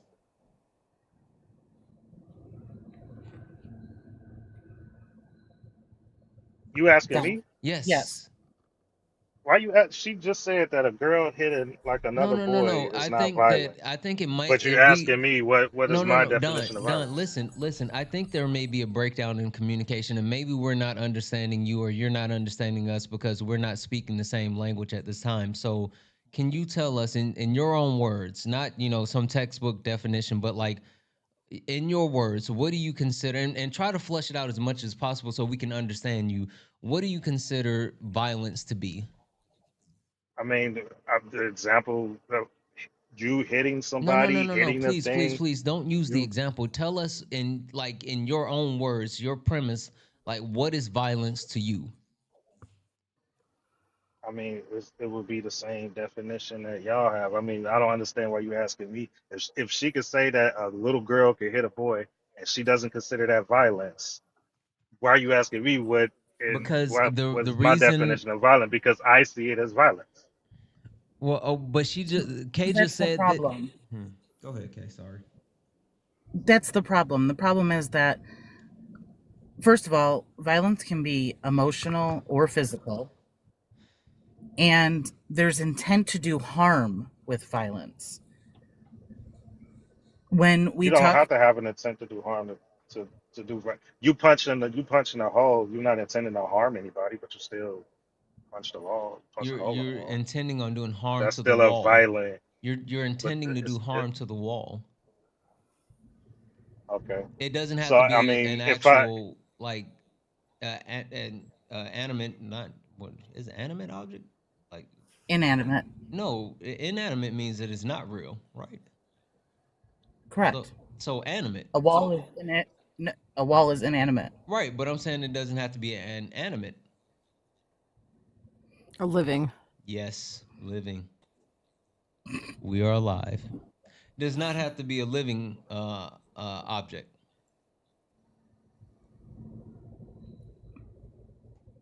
So, Don, I think the point that we're getting across, or trying to get across, in its totality, is that the views that you currently hold, which are not etched in stone, are some that you would need to take a deeper look at. And that goes for anyone who holds the beliefs that you do, because they are harmful, they are toxic, because that's not how most of the world operates. It's not the, I mean, it may have been the how you were raised or how it was fed to you, or there are always, there's a cause for your way of thinking, but it needs to be deconstructed because it is very harmful. want you explain to me what I said that's harmful. I'm sorry, could you repeat that? Can you explain to me what I said that's harmful? The fact that you feel that a woman would be beneath you, that you are the person that always has to hold it together, and that you can't health without violence, that you can't hold healthy emotion regulation, or that it's wrong to show emotion. All of those things are things that are stigmatized in society, and that's why we are hosting, that's why this whole week was there, because those are harmful in society for men to think that they have to hold those values. So I said that women are beneath me. I don't know exactly He the said quote that you women said. can't lead. He said that men Right, are And supposed to that they're be not an leaders. equal partner. Exactly. right, they're not an equal partner. You considered in the analogy that your partner would be a passenger, and submissive to you, instead of being the co-pilot with you. So, like, those are So harmful that means things. I think that they're beneath me. Mm-hmm. Well, that's not true. You don't I think don't that view women are women. I equal don't. to you? We're not equal. Oh my There you have God. it. Okay, you just answered it. All Equal right, I'm going means back to equal disengaging. means same, replaceable. You can't always replace men and women in every role. We're not equal. We're not supposed to be equal. Who can't replace me? Okay. Nobody can replace you, Joanne. Nobody. No, I was finna say who can't replace me, and because listen, Linda, but as because from your PFP, you look like a black man and you sound like one. Are you a black man, Don? Yeah, I'm a black. Okay, so as a black woman who has black men in my family that I adore to pieces, I just want you to understand something that Erica and Santana were saying. Like, we're not meant to hold all the stresses of this world inside or to ourselves. And when you have someone in your life, be it a romantic partner, be it a friend, be it anybody that you trust, you should be able to express your emotions and get how you're feeling out to them. Stress, particularly for black men, is incredibly harmful for your mental health and for your physical health. It can lead to heart disease, heart attacks, strokes, and way too many of y'all are being taken out early by your lack of being able to express what you're feeling inside and holding it all inside and being way more stressed out than you have to be because y'all don't like going to therapy and you don't like expressing yourself. So I just wanted to drop that little tidbit on you because I care about black people in general and I want all of us to be better, and our black men have a lot of catching up to do, and y'all absolutely would be better if y'all were open to some of those ideas and were more expressive with how you were feeling instead of bottling it all up inside or, talking to a tree, like you said earlier. Can I also mention, Don, that being equal partners does not mean that you're the same. I It was just means about to that go there. it means It it does means mean you're the same if no, you're no, saying no, that no. men and Listen, women are please equal. listen, please No, listen give to it a me. second. Because I Yeah. actually have So Merriam-Webster up here, and I wanted to get to that next, but go ahead. nice, thank you. So it means that there's reciprocal respect, right? That you guys hold the same like authority level over your household, I guess. That's probably a poor way to say it, but that like you each make decisions together, right? And that basically just that there's mutual respect. Yeah, I mean, Um, I'm not saying that you shouldn't respect your wife or your girl or, But you're showing a lot of disrespect right now. but no, I mean, this is just how things just supposed to work. It's not. No, I'm not Don. disrespecting women. No. I don't feel like they're You are beneath me. though. I'm not. You are though. You are. You didn't say those direct words, but you said them in other words. yeah, yeah. Sorry, Santana, go. No, you're good. You're good. And just to kind of drive This is home Maddie's point, and then I'm gonna toss it right over to you. Like, okay. yeah, you're right. I mean, there's one definition in Webster is that equal it's of the same measure, quantity, amount, or number as another, right? But there's four other acceptable definitions, and one that you can that applies to your partner would be capable of meeting the requirements in a situation or a task, and that's what we're talking about. That's when you're equal. You're equal as someone who can actually meet the situation and task that you have in different scenarios. So keeping it super simple, right? If you can't wash the dishes, then your partner can wash the dishes for you. If your partner can't cook, you can cook. Like that, like those things, right? That you're That equals. Like that's your partner is someone who is equal to you because they're someone that pours into you the way that you pour into them, and they have the ability to pick up where you lack. E. okay. So like if you, let's say you was driving with your wife and your car breaks down, and you tell her, "Hey, I changed the baby's diaper this morning. You need to change the tire." Is that equal? Does she know how to change a tire? Sure. She does? Okay, then she can change the tire. Okay. What? Okay. You see how So that shut him here's a down? He just stopped talking after yeah. that. No, it didn't shut it down. I mean, you think 98% of women know how to change a I don't tire? know. I I do. haven't. I know how to change a tire. Also, All right, the 98. whole The thing just vast went over your majority, head. because It there's a literally lot. went No, over there's your a But lot it head. of literally men. went over your head because Literally No, went again, over it his didn't head. go over. It didn't go over my head. it, It didn't go over my head. You mm, brought up I don't want to you argue. most I don't want men to argue, most Don. most women don't know how to change a tire Yikes. or That's not even want true, to do it. Okay, Don. okay, hold on, stop, Don, because Erica was speaking. And I apologize for cutting you off, Erica. Go ahead. So, Don, when we talk about equality within partnerships, it really just means that viewing your partner, um, there's a mutual respect there, Don. All right, there's a mutual respect, and that there's a balance in the responsibilities. That's like what Santana was speaking to. There's a balance. And then also there was something that Amanda said. Amanda was mentioning how how you are being disrespectful, and you said that you aren't. And this kind of goes back to something we were talking about earlier today. You don't get to decide if you're disrespectful or not. All right. It's for the person and who you and are basically directing that disrespect towards that gets to decide it. All right. I don't think that, And hold on one moment. Sorry. I promise you I'm gonna be finished in like give me like 20 seconds. I promise.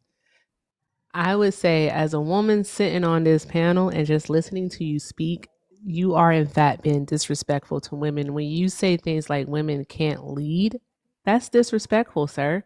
Because you're saying that we don't have the capabilities or we don't have the prowess, the processing capability, whatever it is. You're just saying that we don't have it to lead, and we in fact do. There are many women across this world who are leading their households, and it's because they have to. All right, and some want to, but many have to. We're leading our households. There's women CEOs who lead corporations every single day, corporations of thousands of people. All right, there are women bosses who they're going to lead teams every single day. Like we have the capability to lead. Like studies actually show that women are actually more valued as leaders than men are due to the characteristics that we exhibit. One of those being the ability to actively listen and to show compassion. Compassion is an emotion. So, Don, I just really think that you really do may want to like talk to someone. And I'm saying this really, really kindly. Like, please talk to someone because I know you said that no one listens to men, but like, dude, they have therapists and you pay them to listen to you, but you have to be willing to have an open heart and open mind and open ears to receive the information in which they are telling you. okay, so when you jump from point to point to point, it's hard for me to Oh, respond. it's okay. My whole point was that you was being disrespectful and that you need Yeah. to get therapy. There you go. Also, Don, I just kind of want to say this: like, there's a clock in the middle of the screen, and it's close to T-shirt time, and I think that Don, have you ever seen Blade? Oh, It's been years. Some motherfuckers like ice skating uphill, and sorry, mom, I know you're watching. But I feel like that's what we've been doing for like the last 30, 40 minutes now.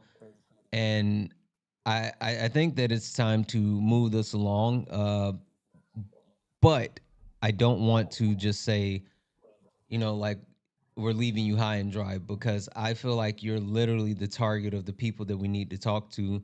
So I don't know if you follow me, but please give me a follow. And like I'm gonna reach out to you. Shoot me a follow. I'll reach out to you.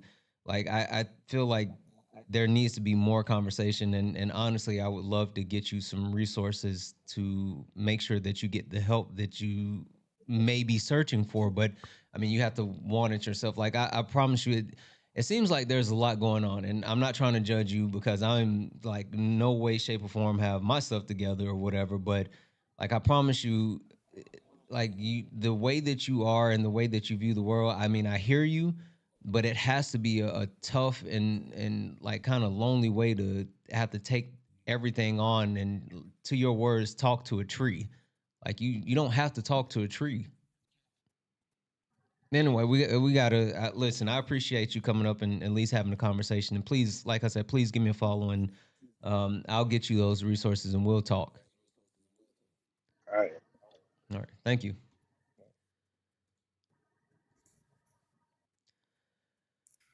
Um, guys, that kind of shifted the end of the live and where we're going. This is what I want to do. Let me read these off real quick, and then I want to come around to the panel and kind of get like thoughts from everyone and see, you know, where you guys landed with that, and you know, just overall with the topic. So W's in the chat for Jesslyn, who sent a $10 donation. Thank you for what you. Thank you. Um, Carmela, thank you for the 20. You're freaking awesome. Um, I'm with Erica. I don't know what that means or why you would be, but sure, I guess. Um, W's in the chat for Chewy. Chewy sent a $10 donation. Said, "Glad these talks are continuing. I would actually like to keep hearing this topic next week." Sorry for last night. Got a call from my partner. Yeah, no worries, no worries. I appreciate you, Chewy. W's in the chat for Laura. Laura sent a $20 donation. All-star panel fundraiser. Laura, thank you so much for that $20, guys. I'm going to put this back up because, like, you know, even though this is the final call, if you want to support and be a part of the initiative that we are doing here together as a group, because we are raising money for a wonderful, wonderful, wonderful initiative, which of course is the uh, Movember. We are raising money to donate towards men's mental health, and we're also raising money towards for RAIN, which RAIN helps support victims of DV and also S assaults. And so we are looking to donate anything that we can. So if you guys want to make any donations, Cash App, PayPal, Venmo, Santana Speaks for You, Santana Speaks for You. All of the donations made in the pay link are going to these two organizations. And also, I'm going to leave the resources up while we kind of flip around here. Guys, if anyone is in crisis, 988 option 1. If you're a veteran, please, please, please know that you're not alone, and there is always an option for help. National DV Hotline, which is available 24/7, which is 800 799 7233. Rain.org has a chat function. And then last but not least, the Trevor Project. There are multiple ways for people within the queer community. If you're in crisis, please take advantage of that. So I want to go around the panel real quick and Manda, where did you land with that conversation, and just any final thoughts that you want to get off? Well, I wanted to ask him if he had any sons, because he talked about being a leader, right? And so I wanted to ask him, would being a good leader to his sons, like, would that be teaching them to be violent, or would that be teaching them to move through their emotions instead of around them?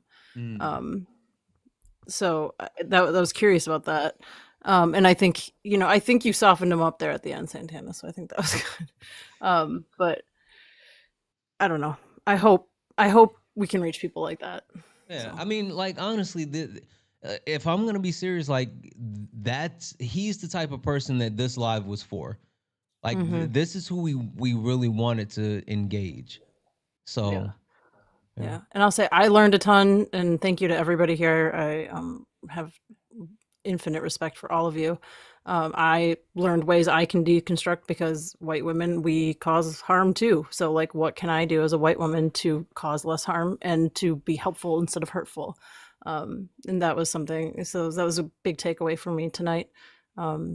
And yeah, I just appreciate all of you for everything. Listen, thank you so much for coming up. You went the distance from beginning to end. So I really appreciate you so much. You're freaking awesome. Thank you so much. Back at you. You're the best. All right, have a good one. He's not the best. Have a great night, Manda. I'm awesome. Whatever. Dan, you were doing some heavy lifting, and I saw you, and it was just man. What did you think? How did that land? And final thoughts do you have? I think there are a lot of men like Don out there who have never really questioned why they have these preconceived notions about what a man should be or what a man is, and until they find themselves outside of a community that also feels that way, outside of their echo chamber, then it's difficult to break out of that. And I do think there were moments over the course of multiple different panelists speaking to him that you could start to see that he didn't really have a reason for thinking one certain thing, and and if he leaves the conversation holding on to those moments and sleeping on it and having some introspection, hey, why do I feel that way? You really could start to see some progress towards not being the victim to toxic masculinity, because as we saw with like a very very early part of the conversation, he started with saying that toxic masculinity doesn't exist, and then he described it in real time when describing how society treats him or other men.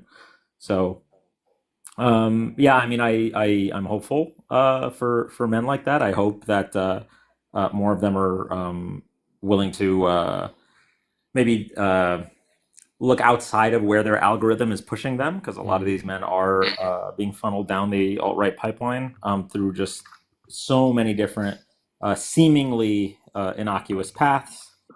But yeah, and as for the panel as a whole, I think this was an amazing panel. Thank you for putting it together, Santana. No, listen, it was not. It's nothing on me. Like literally, anyone could have did what I did. Like you guys being the not only the glue to keep this entire thing together, but actually guiding these conversations and bringing so many different perspectives and levity to the entire conversation. Like it's everyone that's been involved with this, from the all-star panel to the community members that joined the conversation to the people in the chat. Like it's been about everybody else. So like I've been just a person sitting here and eating pistachios and cookies. So, but thank you, Dan. I appreciate you so much. Hey, Dan. Excuse me. Ew. Dan, I have a question before. Be quiet. I had something in my throat. Jesus. This is no worse than you coughing earlier. Dan, it was bad. I have a question for you. Who's your best friend, Dan? Yes, Dan. Who's your best friend? Dan, who's your best friend? My best friend is... Answer wisely. My best friend is my girlfriend, Mac. Good answer. Okay. I will Who's your take second? that. I will Who's your take that. second? Who's your second? Santana, I was out, bro. I was giving it to him too, because I love Mac. But here we are. So who's the second one, Dan? Santana drugged me back in. Answer appropriately. Okay. I'm gonna. You know what? I am gonna answer this once and for all, so that the topic no longer comes up in the future. My second best. I knew he was gonna do that. I knew it too. Yeah. It's me. Whatever. It's me. I won the poll. It's not. I won the poll. It's not. Anywho, moving on. Joanna. Joanna. How you, like, when I say heavy lifting, like I just saw the breakthrough come with you, and it seems like I don't know what happened. How did that land with you, and final thoughts for you? Child, he talks to trees, and once this live is over, I'm definitely going to climb one because it took everything in me not to jump through this phone. Like, sir, I cuss niggas out like you in person for saying stuff like you said. But what I got... Joanna with the echo. Swipe up for a second. Uh-oh. Or is that Erica? Not her. It's me. Erica always. That's not you. Erica has a perpetual echo. So It's the soundboard. I don't know. Not you shouldn't have got it from Timu. not Anyway, too go much on ahead, my good Joanna. sis. And she admitted it was her. I have no recollection of the event in question. But yeah, like what I got was that Dunn needs to do a whole lot of deconstructing. He needs to deconstruct from patriarchy, and he absolutely needs to deconstruct from religion. Before the multiple slave trades that occurred, we always talk about the transatlantic, right? A lot of people forget about the Arab slave trade that occurred in Africa first and was just as bad, if not worse, than the transatlantic one. Whole nother topic for a whole nother evening. But before that happened, women were absolutely seen as equals to men throughout the continent. They were leading armies. Shout out to The Woman King. If you haven't watched it, you should, because Viola Davis did her big one, and the body was bodying. But we birthed kings and led tribes and led armies. And like I said, women hunted more than men. We also hunted smarter than men did. So those ideas that were forced upon the continent of our ancestors need to be snatched out of his mind and out of his spirit. So he has a lot of deconstructing to do. And I will echo what everyone else has said. The conversations have been phenomenal all week. Appreciate you for hosting it. Shout out to our gorgeous co-host with that hair that is never giving stiff and always giving movement.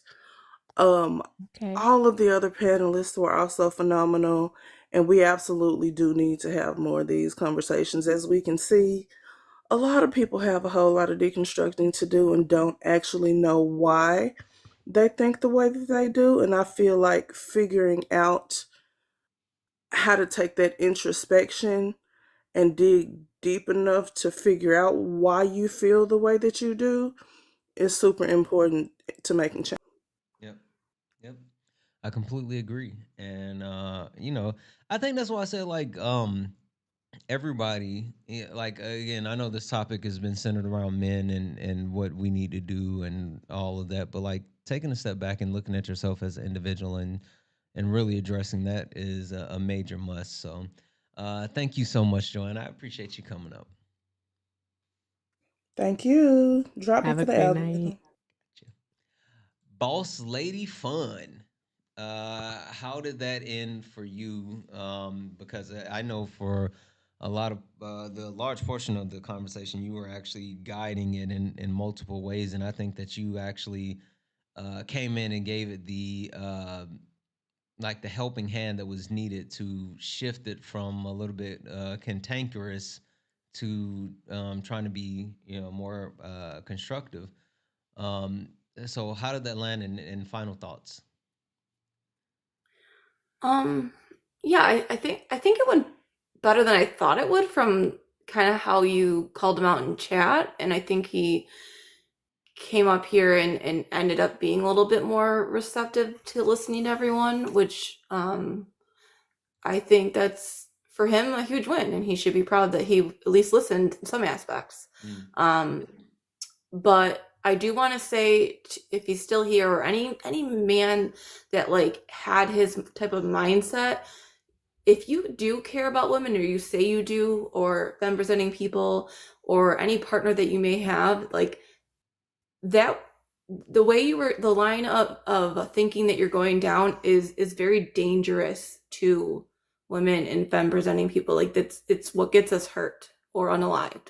And so I'm not saying you specifically, but that line of thinking is dangerous. And so if you care, that's when you really need to think about, like, do I want to be this person? Do I want to put other people at risk? Do I want to put myself at risk? Like, you got to take this seriously. Men bury their emotions, and this is why they have the highest self-unaliving, is because of things like that. Like, you gotta think about these things and talk to people, not a tree. Talk to people, your partners, a therapist is, I suggest everyone sees a therapist.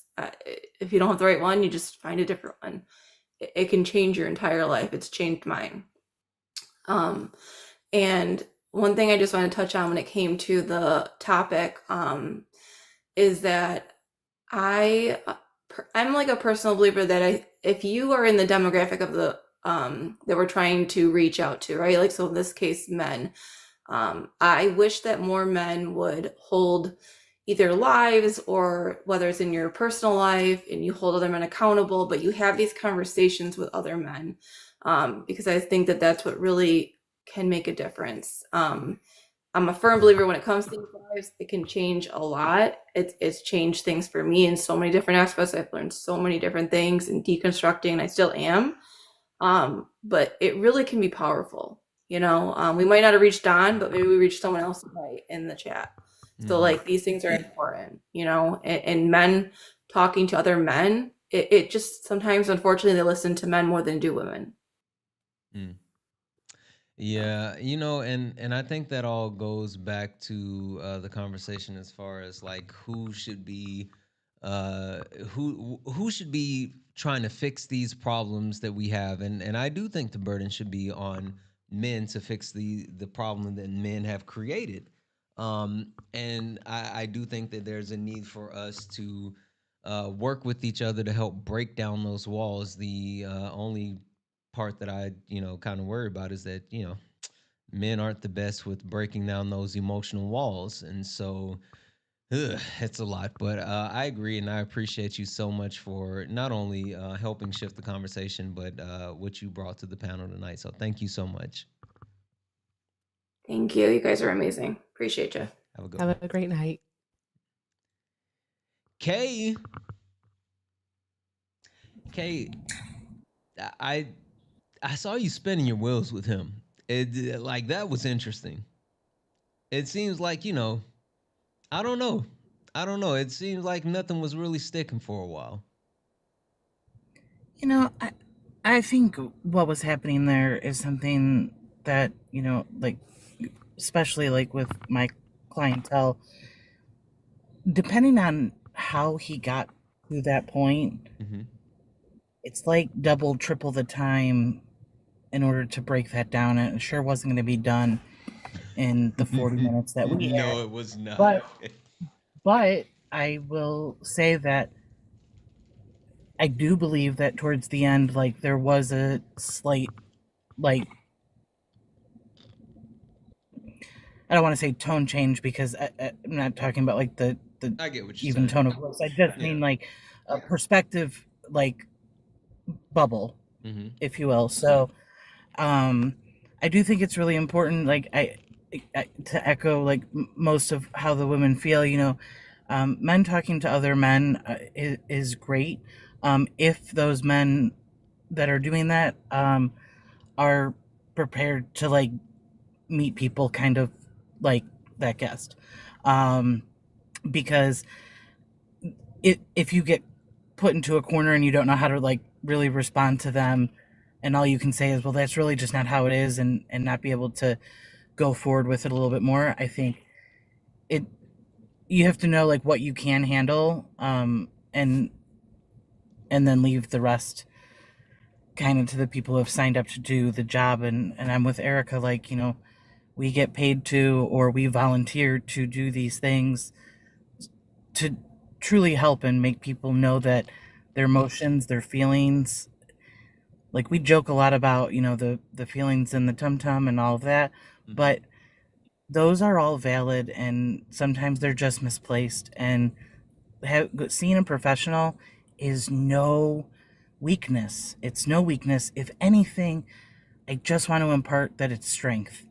The moment that you go to an independent third party who won't judge you, who won't, like, if that person came into my office, I wouldn't, it was real easy for a lot of people in the chat to be like, oh, he's this, he's that, he's this.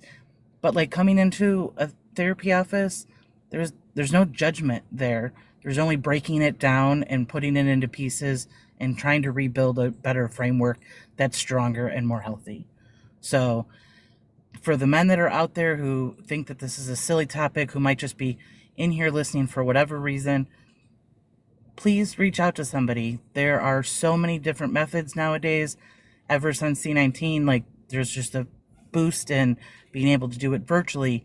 The websites that you're on, some are better than others. Just from a personal viewpoint, BetterHealth is not one of the greater ones, but you see it more often because they pay for the advertisement. But there are other ones just like it. Use the resources on the back of the screen. Make sure you know if you need the escape hatch. If you are in a situation like that, make sure you know how to use the escape button and know that it won't be on your computer. Call the lines. And if you're not in crisis, but you need someone to just talk to, and you're not good on a live, or you're nervous, you can dial 211 across the nation, and it is a warm line that there are people there that are just trained to have conversations with you and then can also find you resources for things that might be just going on in your life if you're having some type of hardship. So, and also a lot of people who don't know this, if you are with some of the larger pay insurance companies like UH or like Blue Cross, some of them have all of their programs have like built-in mental health assistance that you're already paying for, and you get to see somebody that you don't even pay a deductible to see, like a copay to see them, and you could get like 12 visits once a month to check in with somebody. So there's all sorts of resources out there. Anything that anyone needs, can always DM me here, or if you're on Discord, it's the same thing, just with an underscore in between the both. But please reach out to someone if you need somebody, and thank you for joining Santana for this really awesome topic that he had. And we'll see it again in the things that we do moving forward, because it was so important. And Erica, thank you so much for facilitating and just kind of being like the backbone of the voice on the panel for the week. Thanks, Kay. I appreciate that. Thank you. Thank you for being here, Kay. I think Santana's eating. No. Always eating. No, I wasn't. Okay. No, I absolutely wasn't. Okay, hang tight for just a half second. The floor is yours. Yes. How did it land? What are your final thoughts? I think overall this was pretty awesome. Like I told you on the back end, I'm pretty solutions based. So while we flesh out what it looks like and what fragile masculinity, fragile masculinity and toxic masculinity is, my whole thing is about prevention. I am such a proponent of validating your children's feelings. Validate their feelings, give them avenues to cope, teach them that it's okay to feel their feelings, how to process them, and how to release them. Because I know that for like boys, and I wanted to talk to him about this, but of course this ain't my show. Like we have so many people on the panel. But one thing I do with Bubba, especially because he is a boy, and people always like tell little boys that that like anger is the only thing that they can feel. Like anger and lust pretty much are the only things that boys and men can feel. And I always tell my Bubba that, hey, it's okay to be angry. It's what you do with that anger that's important. All right. So what is it that you're gonna do with it? Because you're angry right now. Like you're angry right now. So what is it that you want to do? And we talk it out. We walk through it. Like we walk through it. Like I've been, it's a lot, but it's worth it because it's gonna be uncomfortable for you as the parent, because it can be easier sometimes to say, oh, just stop crying. It's not that serious. It can be easier to say that, but no, step outside of yourself. I've been saying this entire time, guys. Like, if we want to raise more emotionally intelligent young men, all right, then we're going to have to be uncomfortable. We're going to have to work on ourselves so that we can be better examples for them on how to deal with emotions. It's okay to apologize to your children. You are not always right, and you're not always going to do right by them. Apologize. All right. Check in with your children. I check in with mine. Like, check in with them. It's okay. See how you can better. I treat that kid sometimes like we at the job. Hey, what can I do to better assist you? Like, what can mommy do? And then he'll tell me. He'll tell me. Like, he told me one time, like, hey, you do the TikTok stuff too much. I said, okay, bet. Got it. Let's try to figure out what we can do. Like, let's set up a schedule. So we do it. Like, you have to talk to your children like they're humans. I'm so much about prevention. I do not want any more children falling victim to this red pill ideology. Like, Generation Alpha has to be better than what we have now. All right, and that's all I got. But thank you so much for having me, Santana. It's not always a pleasure, but I have fun. Thank you. Yeah, I'm always fun. Whatever. Sure. Listen, no, seriously, thank you for doing this with us this weekend. Really helping guiding the important conversation. I think that you being here brought so much levity and perspective overall to the conversation, and having that helping hand when is needed. Because you know how hectic lives can be, and especially doing it for 3 hours, it's a lot. Um, so definitely. I'm not chewing. Definitely appreciate you being here, and even more so, I appreciate the time, energy, and effort put into by not only you and not only Kay, but everyone. Right, the people that joined the panel, the from the special guests to the community members to the people that just hung out in the chat. And with that being said, again, guys, the reason for us being here was not only to have this conversation and not only to provide resources, but to actually take up donations to help out two amazing, wonderful calls. And I wanted to let you guys know how we did.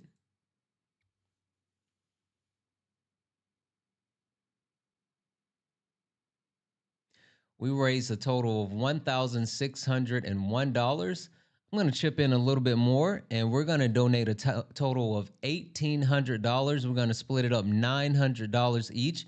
So $900 will be going to Movember, and another $900 will be going to Rain. So you guys are freaking amazing. You're so awesome. I really appreciate each and every person, no matter if you donated, no matter if you came in and spoke on the panel, no matter if you sent gifts, no matter if you tapped the screen, no matter if you just watched. Thank you. Thank you all. This was an absolutely wonderful event. 3 nights. We did a great job and ended it with a massive bang. And so I appreciate each and every one of you guys. And for, like I said, and I know I've made jokes about this multiple times, but I absolutely believe in transparency. So once we make the donation for those people that are in our Discord, we, of course, will be posting the receipts in our Discord. We'll be posting the receipts in Erica's Discord as well. And then also, if you you want access to those receipts and you're not in either one of our Discords, then of course you can reach out to Kay and she'll provide it as well. But we believe in making sure that you know where all of your donations go. So I just want to say one more time, thank you all for every bit of sweat equity that you added to this entire conversation. And multiple people have said this, and I don't know, but people are trying to bully me into like I don't know about doing this, extending it to next week, or I don't know, but we might have to spin the block on this topic. I'm not sure. I haven't made any decisions yet, so We'll see what happens. We'll see what happens. All right. Anything else from either one of you before we get out of here? Anything from Kay? No, thank you all. Thank you to all of our special guests that donated their time to be here. I know you all run, busy platforms that are at all times, and making time to be here. Just thank you so much. It was a really great week. And, Erica, I know that sometimes like our lives overlap and all that good stuff. So, I mean, thanks for just hanging out with us. Appreciate it. Oh, of course, of course. Anything for Kay. Yep. Yep. Anything for not for Santana, but for Kay. I just want to thank all of the creators that came by, all of the community members that joined the panel, the people on YouTube who watched, the people over here on the TikToks that watch. For everyone who contributed, you guys are absolutely amazing. Again, thank you so much, Santana Gang, for having me. I appreciate y'all. Also, I'll be back to, I guess, the regular scheduled programming come tomorrow, Thursday, because I'm still on West Coast time. But yeah, I'm about to go take my evening nap because it's nap time. Before you do, what's up? Yeah, this ain't your regular panel. Nah, we speak the truth. Late nights with Santana and Mama Jones watching. Better keep it clean. Let's go. Late nights, truth in the convo. Everybody get a seat at the table. From the block to the books, we mindful. No screaming, just dreams in the Bible. One mic, one voice, we build bridges from the heart of the hood to the world's big issues. Politics, pay, different cultures. Guys. It's been a great week.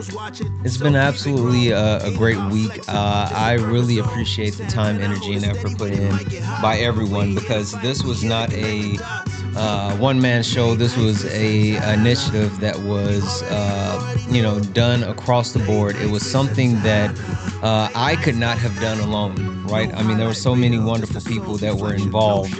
And with that being said, thank you to every single person, no matter if you were someone that came in and commented, no matter if you were someone that actually, tapped the screen, shared the live, just, thank you all for being here. You guys were absolutely amazing. And I mean, I'll say this, I'm not advert to spinning the block and doing this again one more time. So maybe. With that being said, guys, I do want to send you guys on a raid. I want to send you guys to an amazing creator that I just found. I promise you, you're going to absolutely enjoy him. He does debates. Here it is right here. Boom. Let's go raid Joey. Send him all my love. Santana raid. Let's go raid Joey. I promise you, he is an amazing. He's actually a DACA recipient. All right, so he does debates as well. He's super dope. So go check Joey out. I'm gonna swing by as well, guys. Thank you for all the likes, the taps, the gifts, the shares. Thank you for being here. I love you all, and as always, peace. Late nights with Santana. You already know. Late nights with Santana. Late nights. YouTube. You know how we do. YouTube, you know we lock in right after the live. I'm gonna go over here and check out Joey though, so I can't stay on for too long. I'm gonna go hop up and say hi to Joey. I'm gonna go make sure that everyone actually did the raid. So there's that. I'm gonna send you guys over to Carbon. Go have fun. Go check out Carbon. Did Joey just go offline? Where'd Joey go? I just saw Joey. Oh, he's still online. I don't know what that is. Okay. Anyway, YouTube, love you guys. Peace.